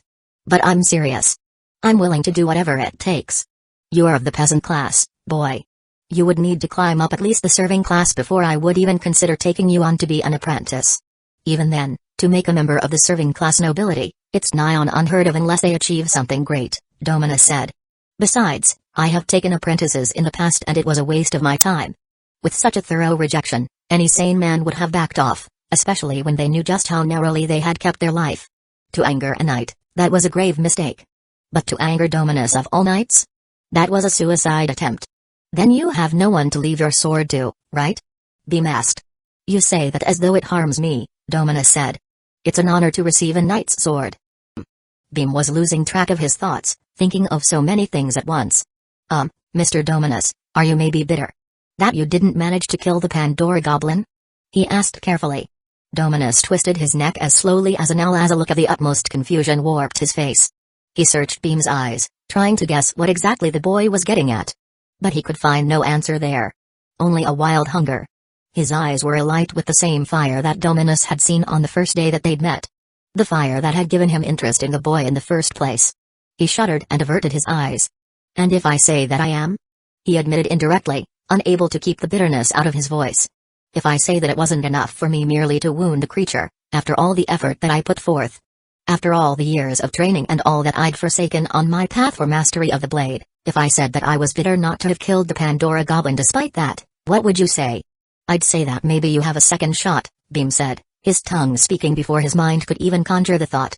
He felt for a second that he was flowing along the river of destiny, and a great force was at his back, guiding him forward. Maybe the progress of your river doesn't have to end with you. Maybe you could take a bet on a small and shallow stream. That might be your route to slaying the Pandora goblin.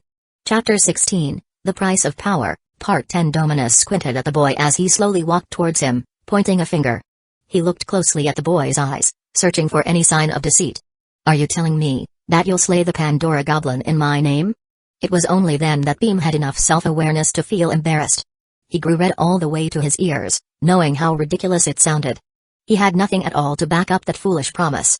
He was not yet fast, nor strong, nor skilled with the sword, or sharp with his mind. He waved his hands out in front of him, panickedly trying to stall for time. I'm nothing at the moment. I know I'm trash. I'm not really good at anything yet. But maybe if you taught me, I might be in with a shot. Do you know why I have spent all this time in the mountains? Me, a knight of the fifth boundary? It was for that very purpose, so that I might avenge my comrade, so that I might finally strike down the brute that is the Pandora goblin. You have seen the state of my limbs, you know what blackens them. With so little time left, do you really think I'd waste it on a peasant boy without a single skill to his name? Dominus asked in a raised voice full of anger. Do you even believe that you can slay it? Maybe, given enough time, I think I could. Now Dominus was shouting. Maybe? You want me to invest my remaining days in a maybe? From the way he was talking, Beam could feel his anger, and he worried that he was about to walk away at any second. So, without thinking, he committed himself fully. Definitely. I'll definitely do it. If you train me, I'll definitely slay the Pandora goblin in your name. With the silence that followed those bold words, Beam almost closed his eyes in apprehension. He grew even redder, thoroughly embarrassed with himself by now. He was sure Dominus wouldn't even look at him again after saying something so stupid. The longer the silence stretched on, the more he wanted to take his words back. But instead of walking away, Dominus gave him a calm response. Like I said, kid, I've been testing you, and I still don't know your worth. With those words, Beam's heart fell. He was sure it was the build-up to a rejection. With a long sigh, Dominus looked up at the sky. 2 years he'd spent in the mountains, with nothing to show for it. He was never the type to take apprentices at any point in life, never mind right towards the end, when he was struggling so intensely for a breakthrough. Arthur. He murmured to himself in a voice that Beam could not hear. He pictured his valued friend. The hero that was always there in times of need. Who always placed others' lives above his own. Who continued to sacrifice everything for his country and his people right up until his death. Arthur would never have turned the boy away, be he peasant or slave. But Dominus was not Arthur. Dominus had never found warmth or meaning amongst people. It was only through Arthur that he learned how to do that. Sure, the boy had talent, but to bet on him. It was too much of a risk. Bringing his eyes back downwards, Dominus looked at Beam, determined to reject him, but instead, what came out of his mouth were words that surprised even him. I still don't know your worth, boy. I do not know how far you will go. The more progress you make, the more the darkness within you will rage, hoping to consume your spirit. I do not believe you can resist that. But in this long life, I suppose, I have been wrong many times over. I will give you a month. A month? Beam repeated, his eyes widening in surprise. Does that mean? Dominus nodded. I will train you for a month to see what you're worth, and at the end of the month, I will set tests for you. If you do not pass those tests, I will cast you aside. What kind of tests? Well, for a start, I can't have an apprentice of mine being in the bottom rung of such a lowly village. You're going to need to sort your reputation out. You're going to have to change how people see you, so you can form connections, Dominus told him. Beam frowned at that. It wasn't the answer he was expecting. He couldn't see much point in improving his relations, and he said as much. But what does it matter whether I get on with the villagers or not? It's not like they've been good to me. When I tried to settle here after earning my freedom, they didn't give me an easy time of it. Ha! Dominus sparked his laughter. The boy is a fool. Don't tell me you mean to challenge the Pandora Goblin alone? No. Then how do you intend to inspire allies when you can't even get on neutral terms with some peasants in a remote village like this? Ah, Beam gulped again, understanding his folly. Not only that, but responsibility plays a significant role in breaking through the boundaries set by the goddess Claudia. Why is that? Her measurement of responsibility is a measurement of connection. She looks to see how connected you are with the people around you. Some people are able to form vast connections, like Arthur was. With those vast connections, they are able to augment their progress, so they need not suffer quite as much for it, Dominus said. That is why the strength lies in the knights, they take on more responsibility than anyone else. That is why the greatest generals in our land are often also the strongest swordsmen. The two go hand in hand. Beam couldn't quite hear all that he said. What was that? He interrupted. Dominus cleared his throat. Nothing. Besides good relations with people, you'll have to learn strategy and you'll have to learn leadership. There's no greater danger than an incompetent but charismatic leader. By the end of the month, if you haven't beaten me in a single game of battle, you're unfit to be my pupil. Similarly, if you have not made a single friend by then, you're unfit. If you prove unable to balance the growth of light and dark within you, you're also unfit. Chapter 17, The Price of Power, Part 11. Beam listened to the list with wide eyes, as though opening them wider would help him process all the information being fired at him. He heard the mention of battle, the strategy board game that Dominus had been teaching him as of late, and paled. He could hardly imagine scraping a single win past Dominus. In all their recent games he'd been beaten so thoroughly that it seemed like an impossibility. He paled even further at the mention of making a friend and of getting on better terms with the rest of the village. These tasks were starting to seem impossible. Is that it? He murmured, almost dizzy from the demands. But Dominus merely frowned, smacking him on the head. Of course it isn't, you idiot. You're going to have to get stronger. You're going to have to get faster too. Your stamina needs building. And as well as all that, I suppose I'd better teach you how to swing a sword and how to fight. You won't be much good against the Pandora Goblin if all you have is diplomacy. Chapter 3, Blood and Bruises. The morning of the next day. For the first time in what felt like a while, Beam was back in the parts of the mountain forest that felt very familiar to him, namely the area where he had rented his house. Dominus had already split up with him, after giving him his tasks for the day. Beam kept looking over his shoulder to see if he could spy the old knight. How are you going to be able to tell whether I've done everything that you've told me to do? Beam had asked that morning, as he was given his tasks by Dominus for his mission of going into town, well, into the village. Whilst I will not be walking beside you, for it would do my reputation no good to be seen with such an unsightly apprentice, I will be watching. You may not be able to see me, but I will see and hear everything that you do. You have no hope of trying to trick me, Dominus had assured him. And so here Beam was, wrought with anxiousness, carefully picking his way down the muddy paths, finding his pace slowed the further he got to his house. It had been a few days now. Other villagers had definitely noticed the charred remains of his house as they went into the forest to forage, and word would definitely have spread to the landlord by now. Which meant that whatever happened as he made his return to the village, none of it would be good. Which brought Beam back to the tasks that Dominus had given him for the day. Sort out the problem with your house, so that people aren't out looking for your head. And then go into the village and buy me some bread. See if you can be friendly as you do it, Dominus had told him. Beam didn't need to be reminded about the friendly part. He twisted his lips in annoyance. It was going to be extraordinarily embarrassing to try to be polite after so long spent being abrasive to everyone around him. They'd definitely think something was up, and they'd definitely think something was weird. But Beam quickly ran out of time for such thoughts as he spied the familiar side track and cluster of trees that lead to his house. He took a deep breath and followed down it, knowing that whatever happened, it was best to get a look at the state of the mess first, and then he'd at least be able to grovel the appropriate amount. It had rained the night before, and of course, Beam was caught outside during it, since that was where he had slept, making all the tracks slick with mud. And such mud was like a canvas for footprints. Every step anyone took would be recorded within the earth for a considerable amount of time. Damn it! Beam cursed to himself. It was by the liberty of the rain and the footprints that sprang up in the dirt in front of him that Beam knew he wouldn't be alone at the house. By the way the sets of footprints kept overlapping, Beam guessed that at least 2 people had gone towards his house at some time after dawn, when the rain had stopped. Unless they'd left by a different route, the chances were high that they'd still be there now. Beam's legs just got heavier and heavier.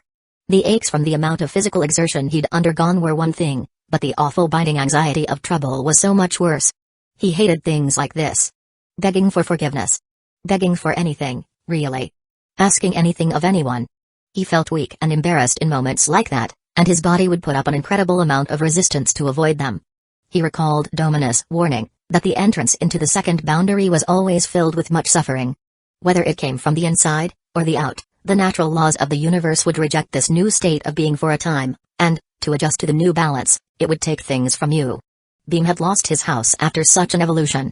A house that he did not own, and a house that he was now in a considerable amount of debt for. He had also lost the security of his job and the promotion that he had just earned. Yet, just like Dominus had said, in return for this sacrifice and the giving up of these things, the second boundary nourished a person with seemingly boundless opportunity. Once the initial suffering passed, it was as though the current of life was carrying them along with such love that it was almost frightening. Chapter 18, Blood and Bruises, Part 1. Beam had seen such a thing himself, in his own progress.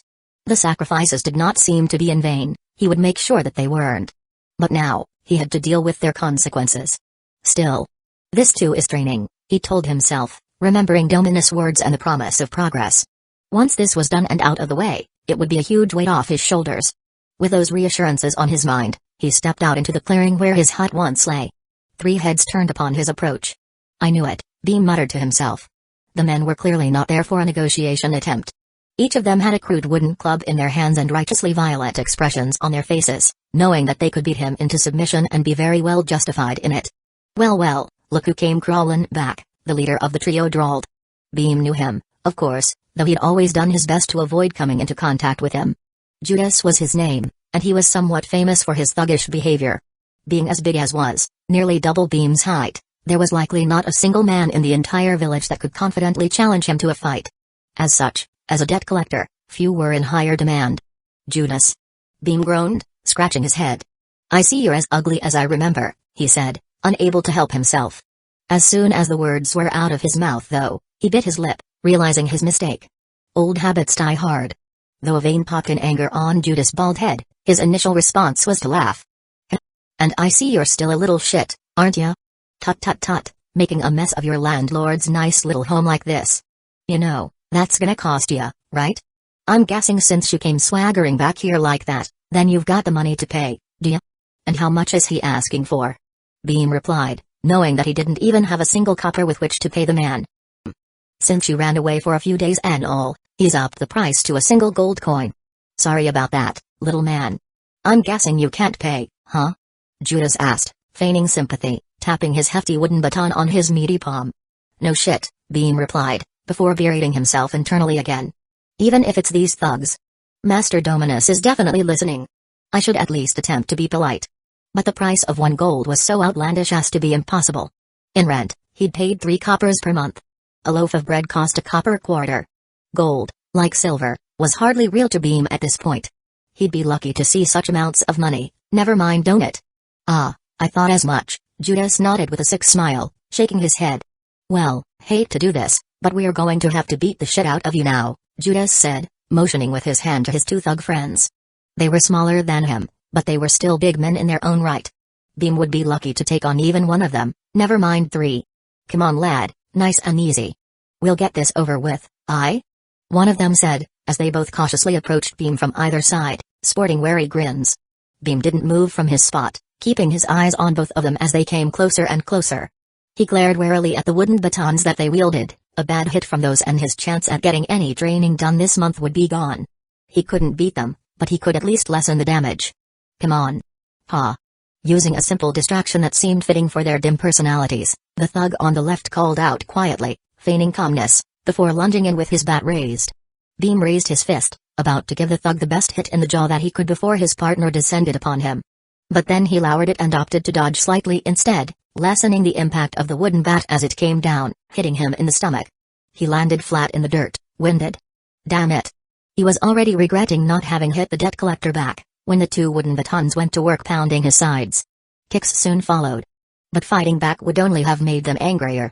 Even if it sucked, even if it wounded his pride, Beam knew that fighting back would only make things worse and only cause them to hit him harder, raising the risk of injury.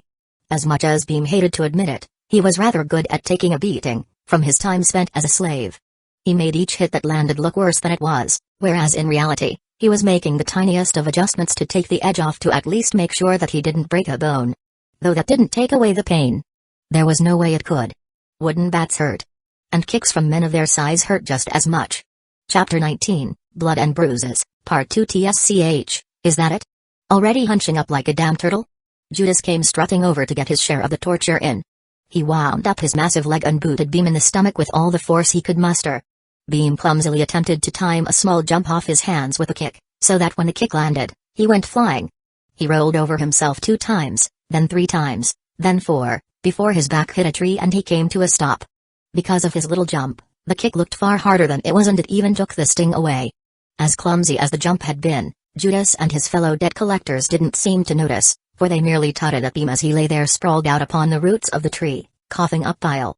Well, I suppose that'll do for now, Judas said aloud, resting his baton on his shoulder as he picked wax out of his ear with his free hand. Beam glared at him with ferocity in his eyes. A look that was enough to make Judas shiver. Come on. Don't look at me like that, lad. You know I'm just doing my job. Got to get paid, after all. And this just pays better than everything else. Best not leave the landlord waiting too long, boy, otherwise we'll be back to see you again soon, he said, waving his hand as he left. The 2 other thugs left with him. Dominus watched on as the men left, his eyes narrowed, looking at the boy huddled in a ball on the floor. He'd felt the shift in aura, the presence of darkness. Dominus assumed that the big man Judas must have felt it too, given the look on his face, but being of merely the first boundary, Judas could not sense it nearly as well as Dominus did. For Dominus, it sent adrenaline into his bloodstream in an instant. For, after all, it was the presence of a god. The most powerful of all the dark gods as well, Ingalsal. Even if it was only the tiniest portion of his presence, in the form of a curse, to a mortal it may as well have been the weight of the entire universe.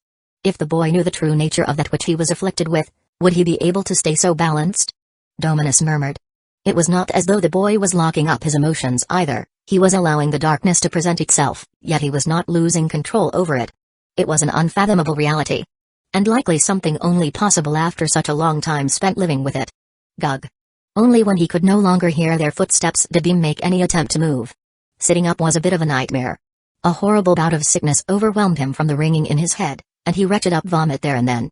It took a few minutes more before he regained his bearings entirely. His hand went to his face and came away red. His nose was bleeding and there was a cut above his eye, and his clothes were all covered in ash too from the remains of his old home.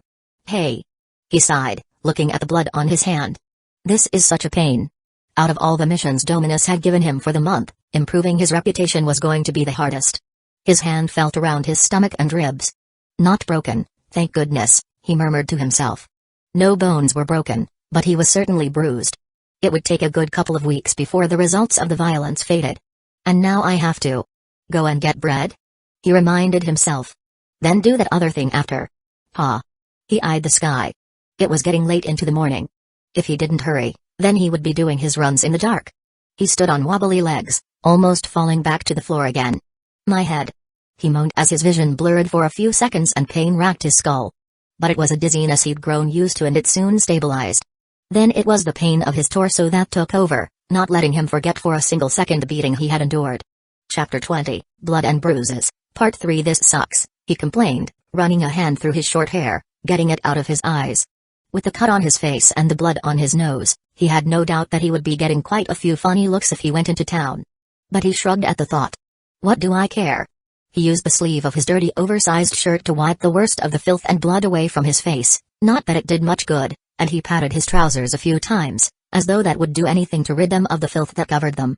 Well, that's about the best I can do, he told himself, before kicking his body back into gear with a grunt, taking a few unsteady steps forward as he adjusted to the pain of movement, before his stride normalized and he walked almost as well as he normally might. The village center, where most of the stores and stalls and all the important houses lay, was not a great distance away from where Beam's house used to be. A 20-minute walk at most, though it felt longer for Beam, now that he felt the dread welling up again, knowing that he would no doubt encounter further problems in town. As he walked on unsteady feet along the well-worn hunting trail, a noise up ahead caught his attention. He twisted his head sharply to look through the trees, unconsciously holding his breath. It was coming from a short distance off the trail, but he could not yet see what it was, with the thickly leafed bushes blocking his way. He narrowed his eyes. It would certainly not be strange for someone to be there at this time of day. The families were busy foraging in preparation for winter, after all. The men were desperately trying to get in enough wood to last, whilst the hunters took good advantage of the increased demand, and in turn hunted as much as they were able, knowing that there would always be buyers for their wares. And yet, despite knowing that it was perfectly normal, Beam still felt the insatiable urge to check out what it was. He continued down the trail a little further, until he was away from the tallest of the bushes, and then he glanced back over his shoulder. There, he saw a white rabbit, lying dead on its side, a pained expression frozen on its face. Kneeling beside it was a woman, a beautiful woman. With long black hair, pale white skin and a dark black dress with a robe over the top, she seemed quite the mysterious figure. Beam assumed she was burying a pet rabbit, or something of the like, for it was rare to see a rabbit of such white in the wild. But as he continued further down the trail and he was able to better see past the bushes, he realized that was not the case at all. She was on her knees with her hands deep within its guts, as though she was searching for something. Beam had seen rabbits skinned and gutted many times, never did anyone spend quite so long with their hands in the animal's stomach. The woman must have felt his gaze, for she stood up suddenly and locked eyes with him. There was a terrible expression on her face, an expression that frightened Beam more than anything else could have. There was not anger, or irritation, there was just complete blank emptiness, as though she were a mere puppet, a puppet without a soul. Her pale hands were dyed a deep red as they hung by her side. She stared at him without blinking, before turning on her heel and suddenly walking deeper into the forest. Beam watched her go for a second, before gulping and continuing on his way. After a few minutes of walking, he emerged from the trees of the forest and his horizon opened up again. He was shocked at how good it felt for the world to feel so spacious. Well, I suppose I have been in the forest for a good few days. He'd never normally stayed hidden for that long. Salgrim village was located on the expansive plain south of the Black Mountains. An area filled with long-grown grasses that had yellowed from the summer sun, and wildflowers and thorns that claimed their bit of the wide expanse of territory. Clusters of forest would spring up periodically, though most were small. It was at the foot of the mountains, just before they truly began to rise, that the true forest began. And it was in one such forest that Dominus and Beam resided. A few miles south of the mountains themselves, but with altitude to them in places that it felt like the heart of the mountains already. He looked out across the vast plains to his left, as he often did, admiring the expanse of rolling. There he saw a woman, stood staring at the sky. He ground to an immediate halt. "What the hell?" he murmured. There, standing, staring at the sky, was the exact same woman he had seen in the forest. The same black hair, the same dark dress and robe, the same emptiness. And yet her hands were clean. She turned to look at him, just as she had before, unblinking, unmoving. Chapter 21, Blood and Bruises, Part 4. Beam widened his eyes in terror and quickly hurried on his way. As he walked further into town, more houses came into view. Thatched roofs and stone walls for the majority. Some whitewashed, some with an abundance of wooden beams amongst the stonework, giving them support and style. The majority of the houses were small one-story roundhouses, with just enough room for a small family and a crude chimney for the smoke at the very top. Others were more modern, though much fewer in number. They were larger and more rectangular. Some even had multiple stories. Others still might have had small pieces of glass in tiny windows, a rare luxury. As the path that Beam was following widened and he hit up the well-worn-down dirt of the road, he began to see more people. There weren't lots of them about, maybe 10 or 20 that he could see currently, but all of them were busy, as though they were in a rush to do something. A group of 3 men walked past Beam, heading into the forest that he had just left, one with a bow over his shoulders and another with a knife at his hip for skinning game and a third still with a trapper's tools overflowing from the wooden-framed backpack he wore. They cast him a cautious eye. They knew him, of course. In such a small village of a mere few hundred, everyone knew everyone. Yet, they did not call out to him. They did not even nod. But that was to be expected. Not only were they hunters, earning significantly more than he did digging holes, and with a higher status for it too, they were also his elders by 10 or 15 years.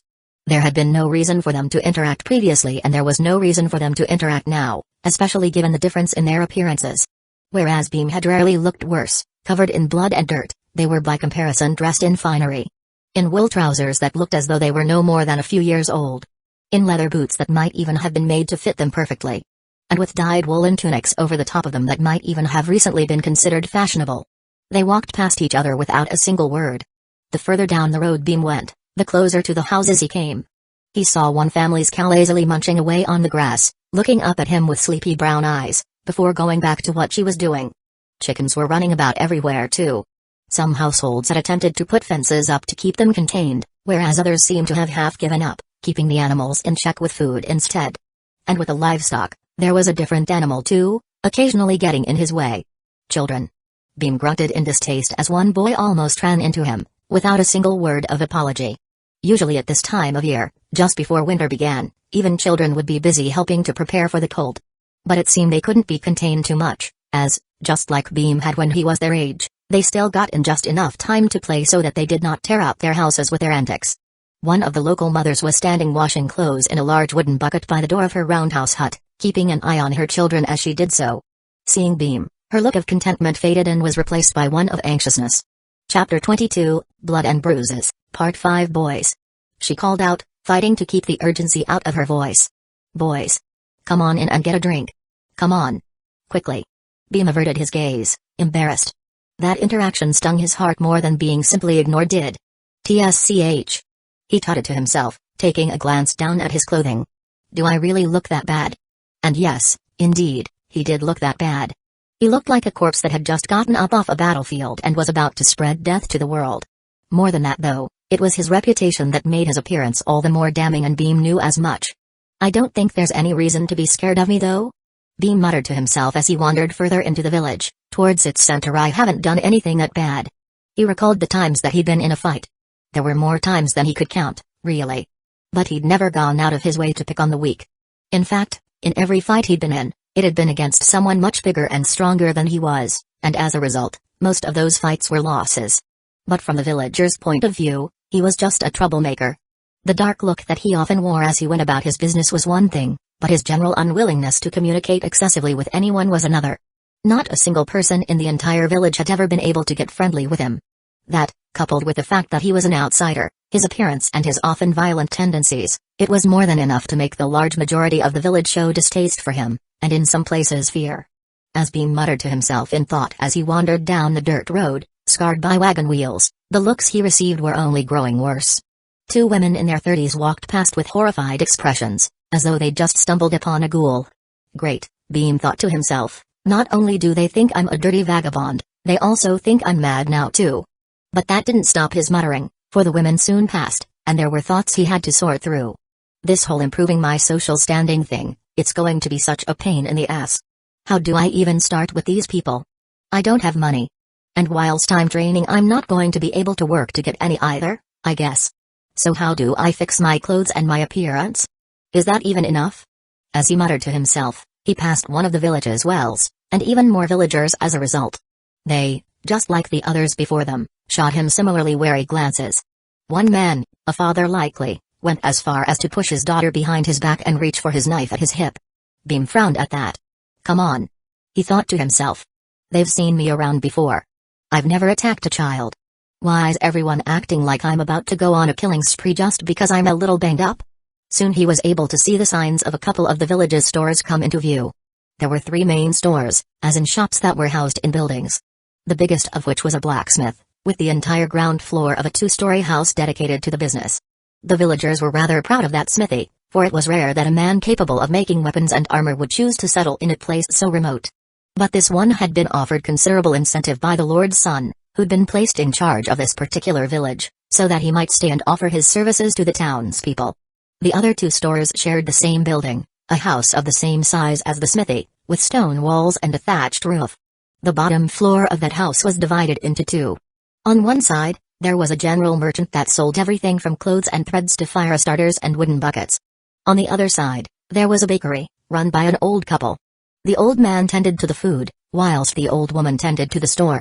There was always a wonderful smell streaming from that building, competing with the smaller food stalls that were similarly set up inside the village center. Beam glanced around, checking for someone. This was the part of the village where the landlord lived, a merchant by the name of Greaves. He owned one of the only 2 3-story buildings built in the entire village. His home was just at the other end of the village square, beyond where the numerous village stalls had been set up for the day in the very center, overlooking all the goings-on. The only other 3-story house was left empty. It was used by the local lord's son whenever he came to visit, since he was in charge of ensuring the prosperity of the place, which turned out to be rather rarely, especially of late. Beam breathed a sigh of relief after he'd made sure Greaves wasn't around, before he pushed open the ill-fitted wooden door of the bakery and stepped inside. Wool.com, the old woman began enthusiastically, before finishing with what could only be described as an incredible amount of disgust. She had a high table filled with various freshly cooked goods, set in front of a door to another room, which Beam could only assume led to the kitchen, where the old man was hard at work. There were various pastries and pies strewn across there, all of them smelling delightful and tempting, but Beam did not have the money for such things. He only had a single copper quarter on him, one that Dominus had given him, which was just barely enough for a loaf of bread. "What bread do you have for under a copper quarter, please?" Beam asked as politely as he could. He wouldn't normally ask such a question. In fact, he'd never spoken to the old woman in his life. He'd only ever merely pointed to get what he wanted. "Eh?" The old woman for her part was startled. Her pale blue eyes widened in shock and her gray hair, tightly pulled back in a bun and held in place under a cap on her head, visibly jumped in shock. She, like the rest of the villagers, had seen the boy about. And she, like the rest of them, had shaken her head in disgust, especially when he came into her establishment, as dirty as he was, acting all impolite, refusing even to speak. So, when she finally did hear his voice and she heard just how well-spoken he was, her brain froze in shock. That was not the kind of voice she'd imagined him having. That was not the kind of way she imagined him being able to speak. Chapter 23, Blood and Bruises, Part 6. She caught herself merely staring at him without having yet given him a reply. "We have bandages if you need them," she said carefully, seeing the wounds on his face. Oddly, merely from hearing the sound of his voice, a barrier had already broken, and she couldn't help but see in him the same things she had seen in her own children. The same humanity and the same propensity for suffering. She was normally kind-hearted at the best of times, but even she didn't know quite why she offered to help a boy such as him. "Sorry," Beam murmured, scratching his head. "I don't have the money to pay for them," he said awkwardly. "I understand," the old woman nodded, though she'd never intended to make him pay in the first place. But seeing the stubbornness in his eyes, she could tell that even if she said as much, he would refuse her again. "About that bread then. We have a round hard loaf for a quarter of a copper and these seeded buns for the same price. Are any of them to your taste?" Beam wasn't quite sure, since it was his new master that he was buying for. Picturing Dominus in his head, he guessed what he'd like. "I'll have the round hard loaf then, please," he guessed. "As you wish," she nodded, picking up the plate that it was sitting on and holding it out to Beam for him to take. Beam placed the copper quarter on her palm in return and lifted off the hard loaf. "Thank you," he said. "Thank you for your business," the old woman said in reply, offering him a friendly, searching smile. Beam dipped out of the shop before she could say any more. Even that much conversation was getting his heart bumping. He didn't know how to respond to kind words anymore. Or friendliness. Or anything of the like. Then, why do I find it so easy to talk to Master Dominus? Beam thought to himself. Though it would be a stretch to say he found it easy to talk with his new master, he certainly found it easier than anyone else in the village. That's probably just because of how strange he is, Beam told himself.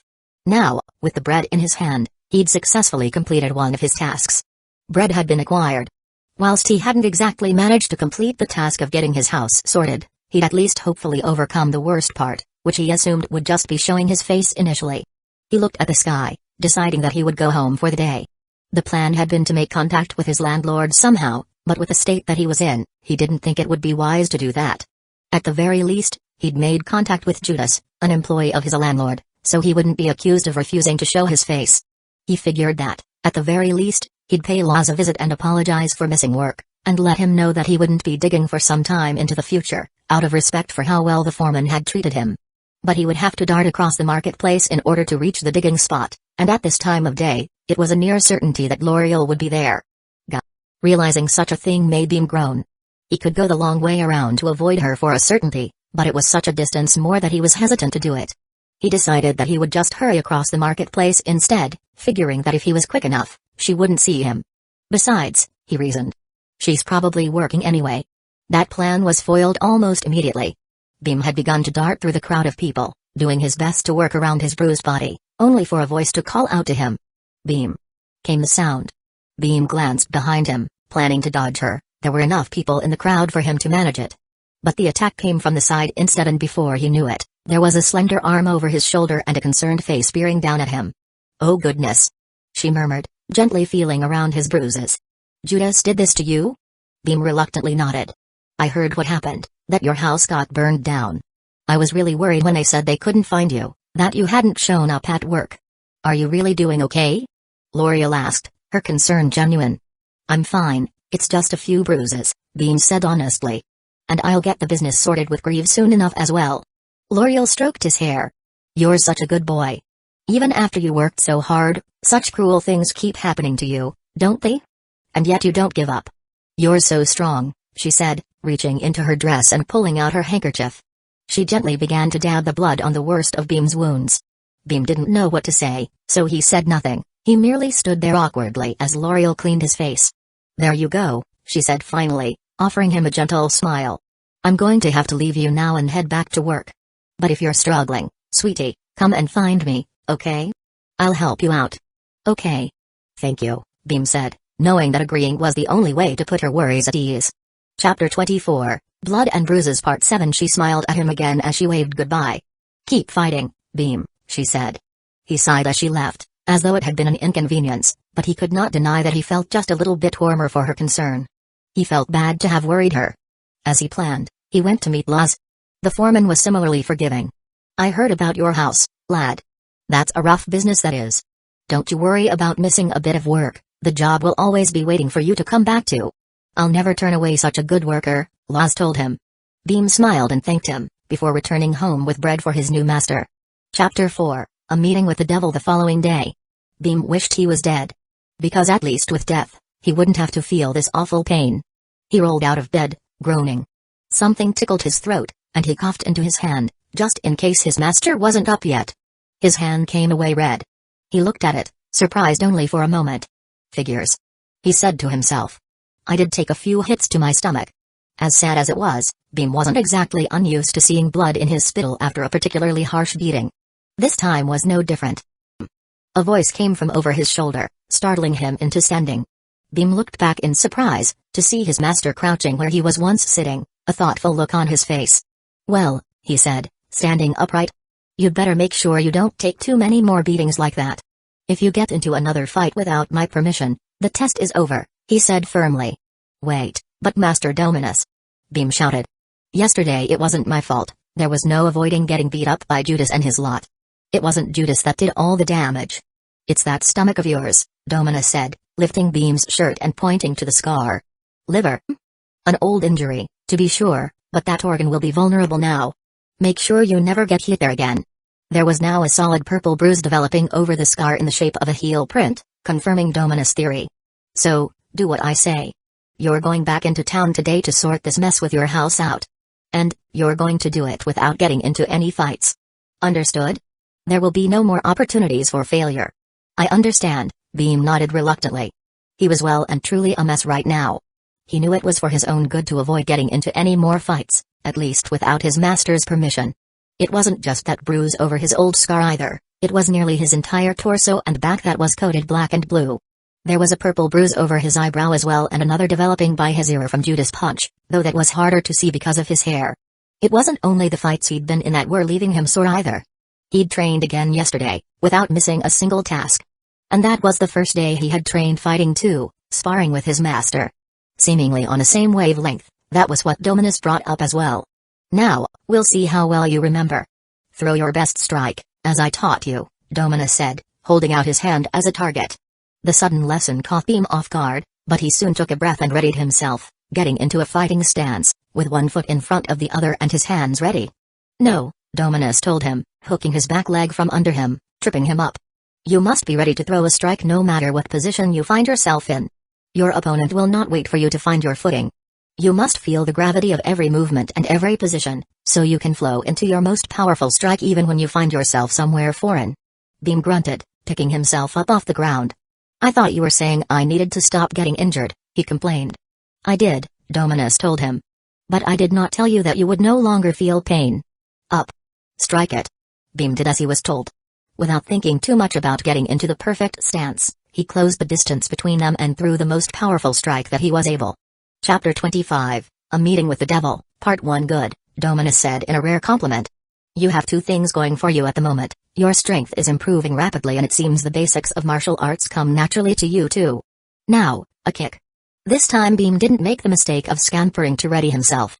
As soon as Dominus lifted his hand high in the air as a target, Beam leapt up, kicking up above his head and striking the target down. He felt an unbelievable amount of satisfaction as he landed, pleased by his own transitions. As I thought, Dominus murmured. The basics really did come naturally to the boy. He'd only been given one lesson, even if it was a rather long one, yet he'd retained the knowledge seemingly perfectly. There was already a marked difference between how capable he was as a fighter today, versus how he'd been yesterday. Against Dominus' expectations, Beam continued to flow. His progress was coming more rapidly than it ever should have for one afflicted by Ingalsal's curse.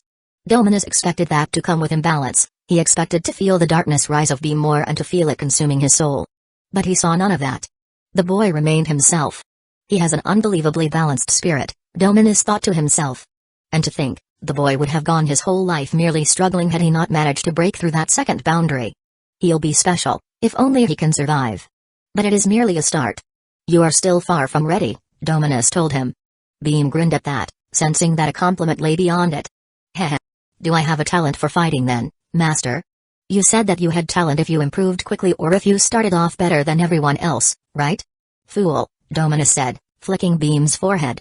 Your training has merely begun. Do not dream of talent when it likely will evade you. Think only of progress. You have 3 weeks and 6 days remaining. There's much work to do. But I am progressing quickly, right? Beam protested. I managed to get 15 lifts of that second stone yesterday, didn't I? Isn't that crazy fast? It's only been a couple of days. I must at least have talent in strength then, right? Fool, Dominus said again, flicking him harder this time. Those are merely the improvements of a beginner. Your body is merely getting accustomed to the movement. It is too soon to declare that you have grown so much stronger. Besides, what of your speed? Not only have you not improved in that, but yesterday you were even slower. Beam choked a little at that. It was something he couldn't even attempt to refute. Despite his strength steadily increasing, yesterday, his speed has gotten even worse, which he found truly troubling. Not only that, your reputation has yet to show any signs of improvement. Not to mention you making any friends, Dominus pointed out. I think the old lady in the bakery is warming up to me a little, right? Beam said. Dominus shrugged, barely hiding his grin. It is my right as a master to make things as difficult for you as I please. Whether that happens to coincide with my command being rather amusing to me, that's pure coincidence, he said. Gr. Beam made an exasperated noise, seeing that his master was clearly having fun with some of these missions that he was assigning him. But as his apprentice, or pupil, he figured he didn't yet have any right to complain too much. You will go into town again today, as I said, Dominus continued. And get this business with your house resolved once and for all. You will also go to the bakery for my bread again and you'll bring it back, without getting it dirty this time. No more failures. Yes, Master Dominus, Beam replied seriously, determination in his eyes. Though when you receive commands from your master, boy, Dominus told him. Like this? Beam asked, bending slightly at the hips with his hands behind his back and his eyes cast down to the floor. And don't forget it either. Even if it is for only a month, you will treat me with the respect expected of you as an apprentice. You have not put in your years of servitude like most apprentices are required to do, so you will have to make up for the lost time in other ways. Beam nodded again. Should I be off into town then, Master? He asked, seeing that the sun was already up and there was plenty of light, the village stores would be open already too. Dominus hummed thoughtfully, eyeing him up and down, as though trying to decide upon something. No. I think you should train for a couple of hours first. Today will likely be your last day of such strong progress in strength, so you had better squeeze every drop you have out of yourself, if you wish to progress more rapidly in future, Dominus told him. Chapter 26, A Meeting with the Devil, Part 2. Beam's eyes lit up with excitement at the mention of stones. He was growing more and more fond of the movement, even though it left him exhausted every time. It was just so exciting to see himself progress so quickly, and every time he lifted them, he seemed to set a new record. With those records came a feeling of invincibility, although short-lasting, as though he could go anywhere and achieve anything. It was an addictive feeling.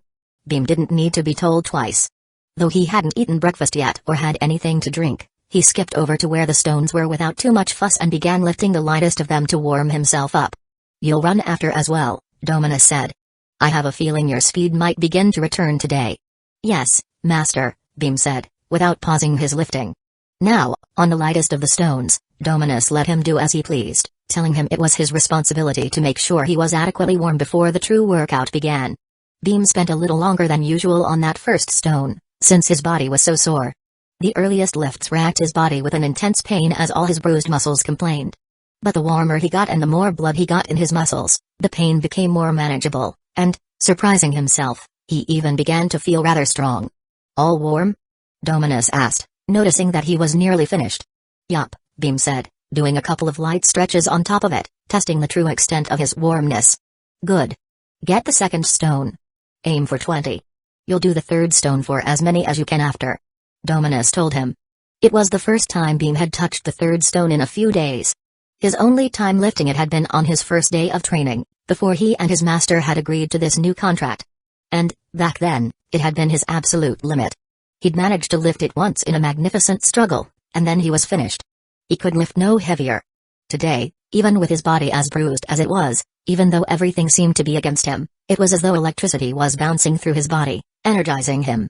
For when he rolled the second stone towards him and lifted it up in his first attempt, it moved with such ease that he nearly lost balance. "Whoa," he said aloud as he regained his footing and finished the lift. Dominus nodded at him to put it down. "That was way too easy," Beam nearly shouted with excitement. "Such is the will of progress. Logic often eclipses it. I'm hurt today, there's no way I'll be able to set a new record. I'm sick. I'm tired. It's hopeless. I'll just give up." And then despite all that, progress pushes you on, like the current of a strong river. "But you still have 19 more to go, lad," Dominus said, falling into philosophy, before catching himself and urging his apprentice onwards. Or so Dominus said, but with a finger on his chin, he felt his eyebrow twitch. Beam's progression was going rather differently than he had thought. As he was now, he was progressing more like a normal boy. Actually, beyond that, he was progressing like someone with talent. Beam nodded his head in understanding. His master was fond of talking of progress, he spoke of it like an alchemist would speak about herbs. It was his science that he sought to master. A strange science, to be true, but Beam supposed that Dominus was likely the best in the world at it. How else could he have overtaken the hero Arthur despite having none of the talent? His master's words inspired him, and if his master predicted further progress today, then further progress there would be. He lifted the stone a second time, and a third, a fourth and a fifth. Each of them were so easy that he wouldn't have been surprised if the weight was changed. Compared to mere days before, he felt like a different person. It hardly made sense to him. It was like magic, he murmured to himself. Dominus nodded at that conclusion. Progress is indeed a magic of us mortal men. Be patient with it and seek to understand it, and it will offer you all the power in the universe. The words inspired him, and Beam lifted with even more vigor. He cleared 10 lifts before he even had time to feel tired. It was only by the 15th lift that he was reminded he was still flesh and blood, not yet machine. That was when the fatigue began to kick in, but only barely. He took a brief moment to catch his breath. That was all he needed. He finished the last 5 without the need of another pause. He made it look easy. He felt as though he could have done 10 more. But those were not his master's instructions. Good, very good, Dominus nodded in approval. Beam wasn't sure whether it was his progress that he was satisfied with, or whether it was Dominus' own predictions coming true that made him seem so pleased. He figured it was likely both. On to the next stone then, his master said. Lift it as many times as you can. It was only as he rolled the second stone back and he rolled the third stone forward that Beam remembered to be nervous.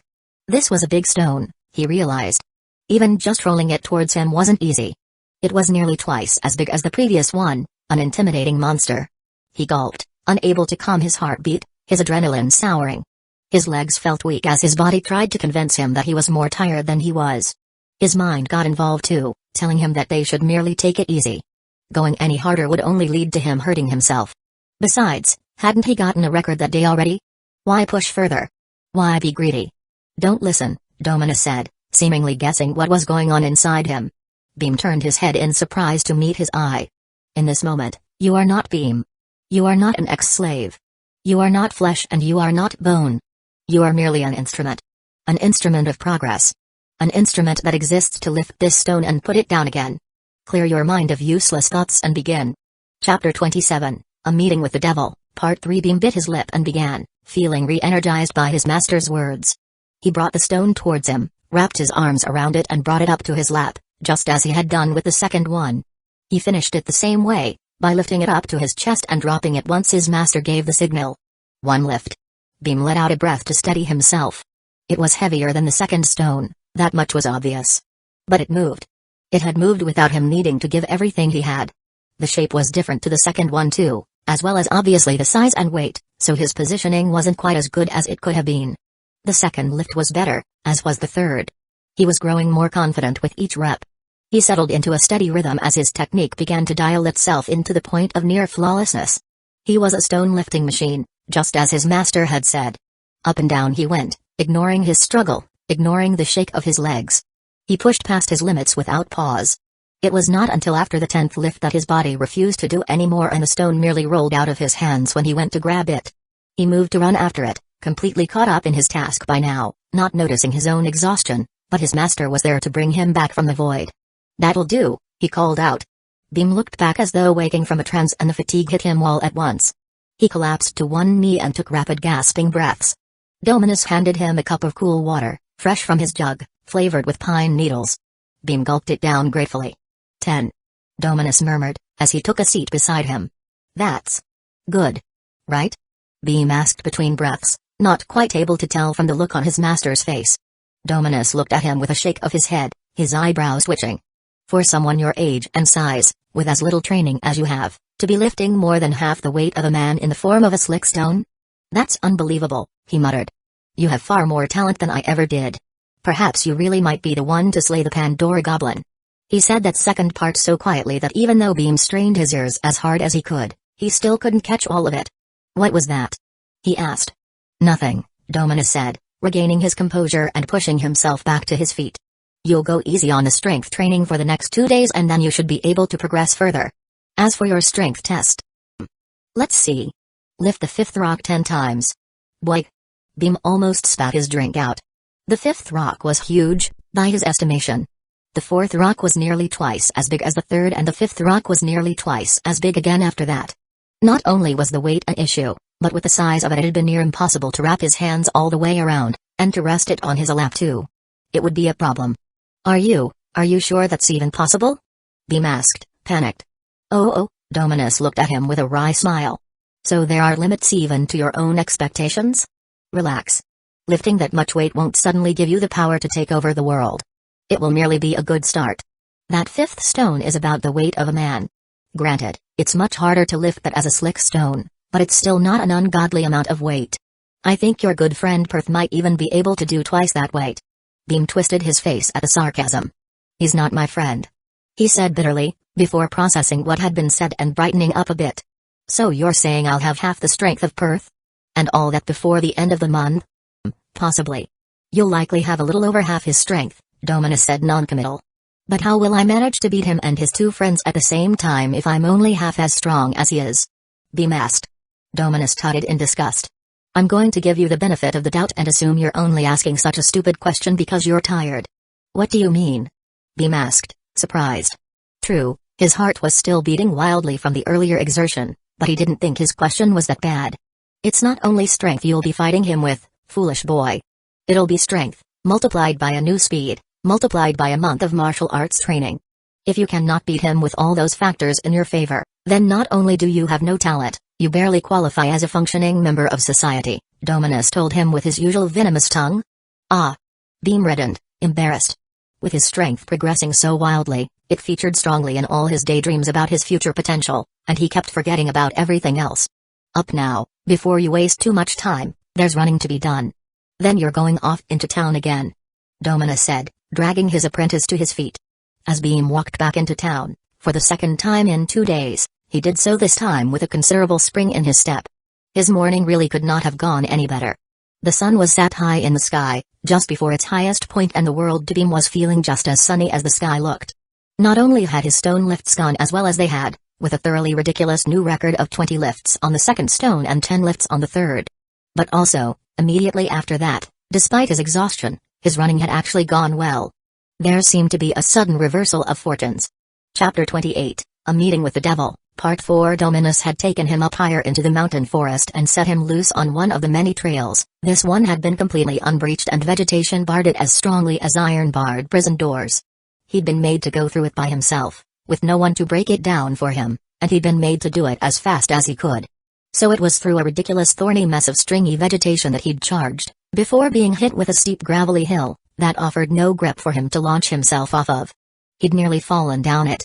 And then the course ended with the hill turning upwards again, switching from mud to rock, in a just barely runnable finale. He'd had to do that 3 times, and indeed he'd managed it. But it wasn't the managing it that had got him so excited, it was the speed he'd done it at. He'd leapt through the first obstacle far faster than he could have expected to. More jumping through it than running. Then, once the paths had cleared somewhat, he was given a near-open course, well, as open as courses that Dominus said were likely to be, to test just how fast he was. And whilst he didn't find any sign of a new increase in speed, he did find the return of the speed that he'd lost. He felt the familiar velocity of a particularly good day of running that he would have had he been at his best. And that to him was a good sign. Dominus had noted it too. "So there's the speed you've been boasting about," he said. "Not too shabby.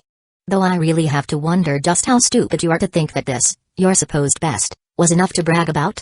Even with such a thorny comment from his master, Beam's mood couldn't have been sullied, for he was running just as fast as he was previously able to, despite being as exhausted and battered as he was.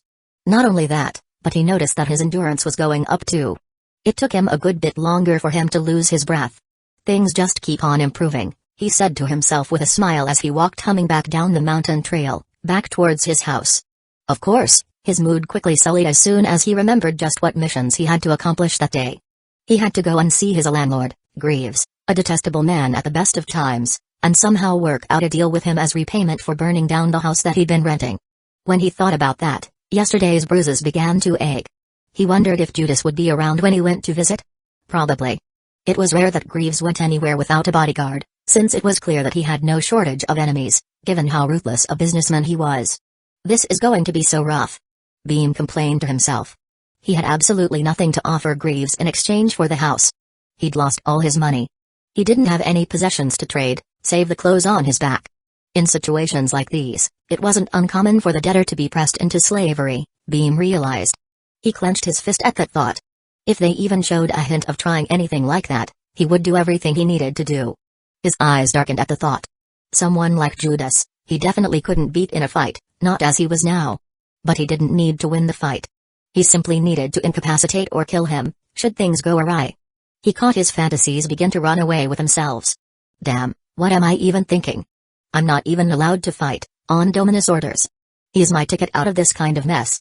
If I put up with it for a bit longer, by the end of the month, I should be a different person entirely. Yeah. For sure. If I'm as strong as Perth or Judas, I might even be able to get a better job. I'll be able to save money up so something like this will never happen again. But before that, I need to do as Master Dominus says and get my reputation sorted.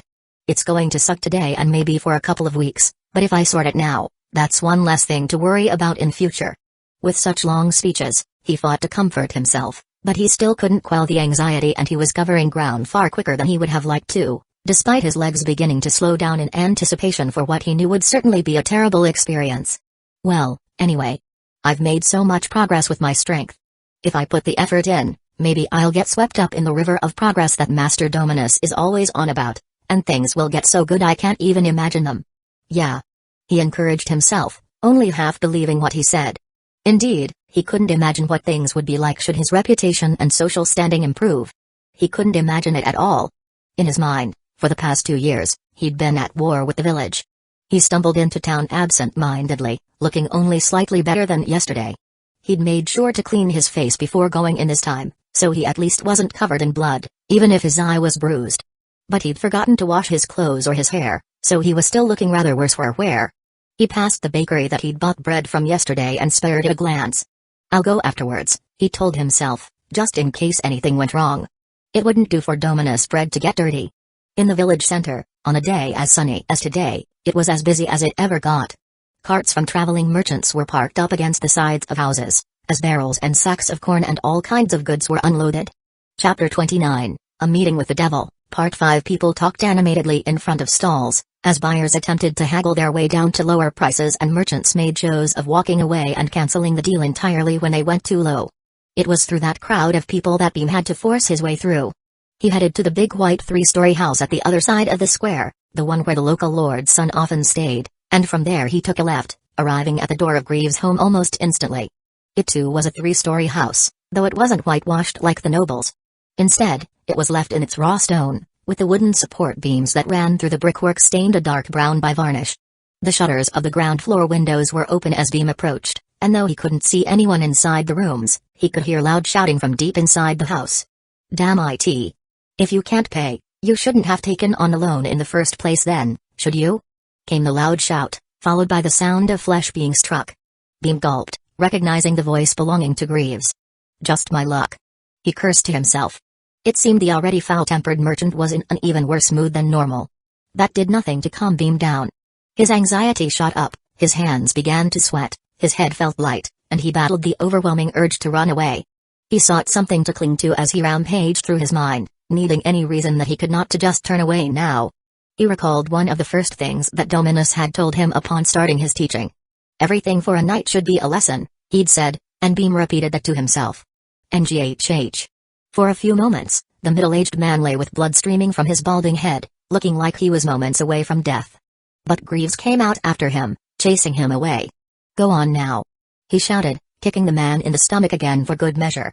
Don't you be getting blood on my nice pavement, do you hear?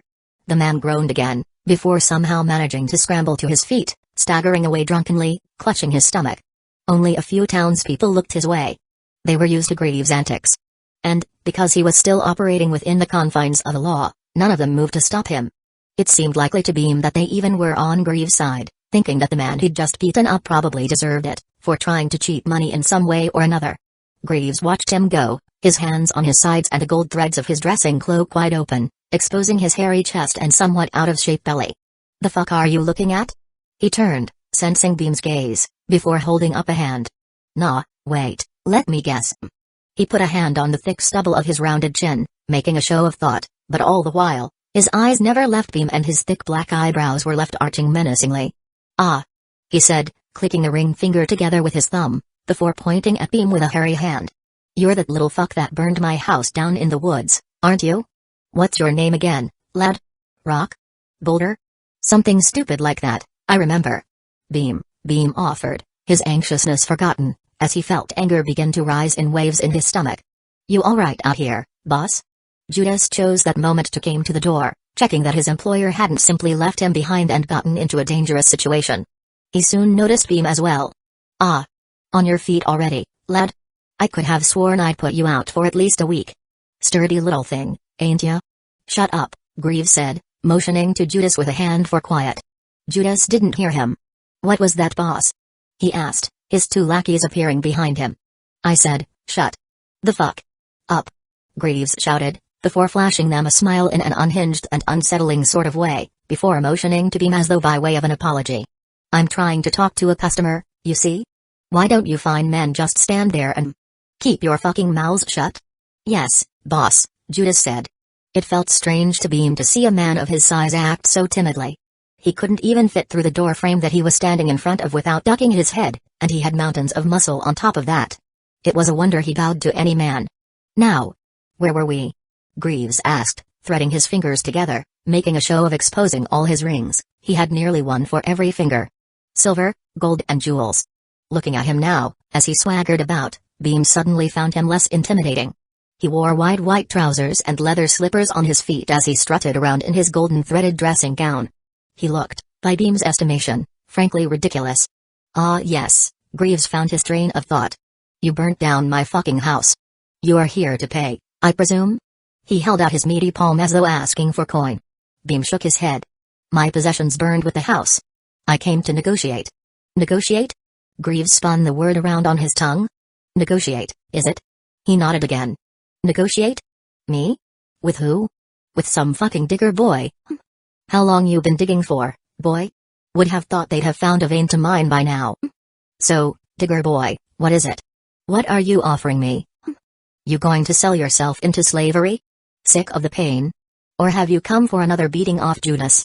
Chapter 30, A Meeting with the Devil, Part 6. Judas tapped his wooden baton into his massive palm to accent his employer's words. Neither, Beam said firmly, pleased that he didn't stutter his words, despite hating every moment of this situation. He had adrenaline coursing through his veins, as it had started to when he sparred with Dominus, when he decided that he really wanted to do something right. Go on then, Greaves said impatiently. I know you're a stupid fucking digger boy, but when you say neither, you're meant to offer alternative conditions. Your cunt father not teach you that, boy? Greaves asked, moving to slap Beam on the cheek. Beam's eyes flared as he saw the blow come towards him. He grabbed the merchant by the fingers and twisted. For a start, how about I let you keep your fingers unbroken? He threatened, holding them in a lock. What the fuck do you think you're doing? Judas bellowed, sprinting from the front of the house in a panic. Quiet, you fool, Greaves said, waving him off, knowing that his fingers would get broken should anyone make a sudden move. Beam nearly smiled at that. He'd made a mistake in grabbing the hand, he knew that, but through his strategy lessons with Dominus, he was beginning to learn how to turn chaos and the unexpected into an advantage. Dominus watched on with interest, as the event unfolded. What the hell is that fool doing? Attacking the very man he's meant to be groveling to?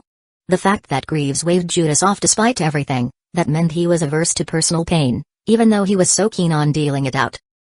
You know there will be consequences for this. Don't you, boy? Greaves threatened through gritted teeth as more sweat ran off his tanned forehead and added more grease to his already shiny curly black hair.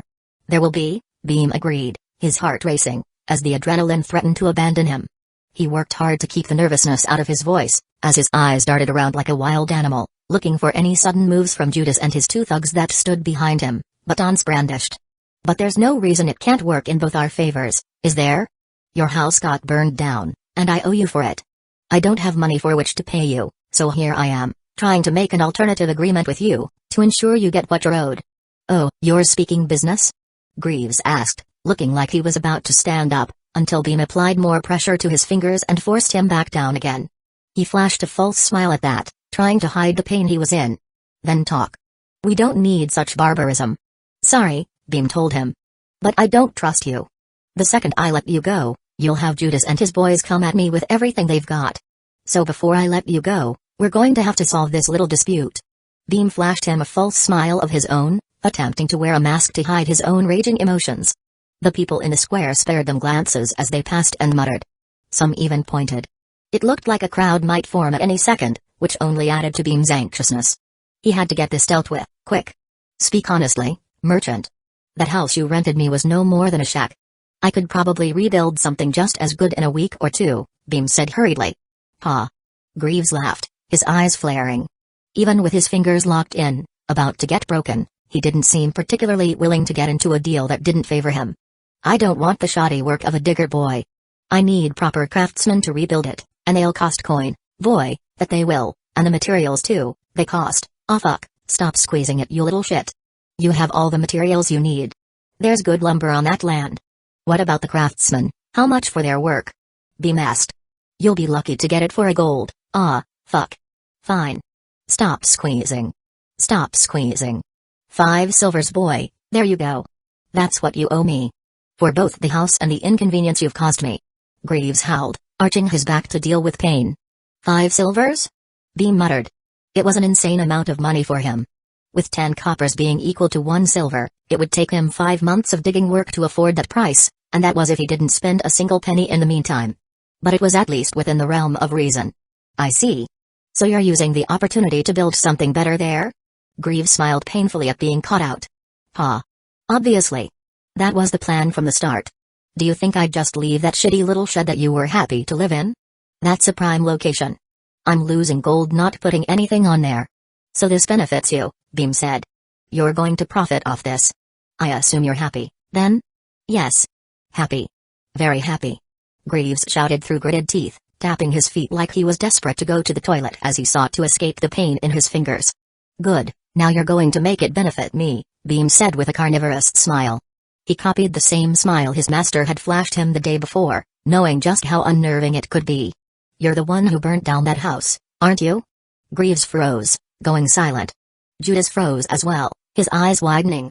From that reaction, I'd suppose it was Judas that did the burning on your orders? Beam guessed. He hadn't been certain, of course, but their reactions confirmed it. There was a flicker in Greaves' eyes and he stopped moving, as though his finger no longer concerned him. A true smile twisted his thick lips and his eyes lit up. "Clever boy. Very clever," he murmured. "What's a clever boy like you doing being a digger?" "Well, no matter. No matter. I've been caught, it seems, I've been caught. What are you going to do now, threaten me? Break my hand and tell on me to the law? No one will believe you."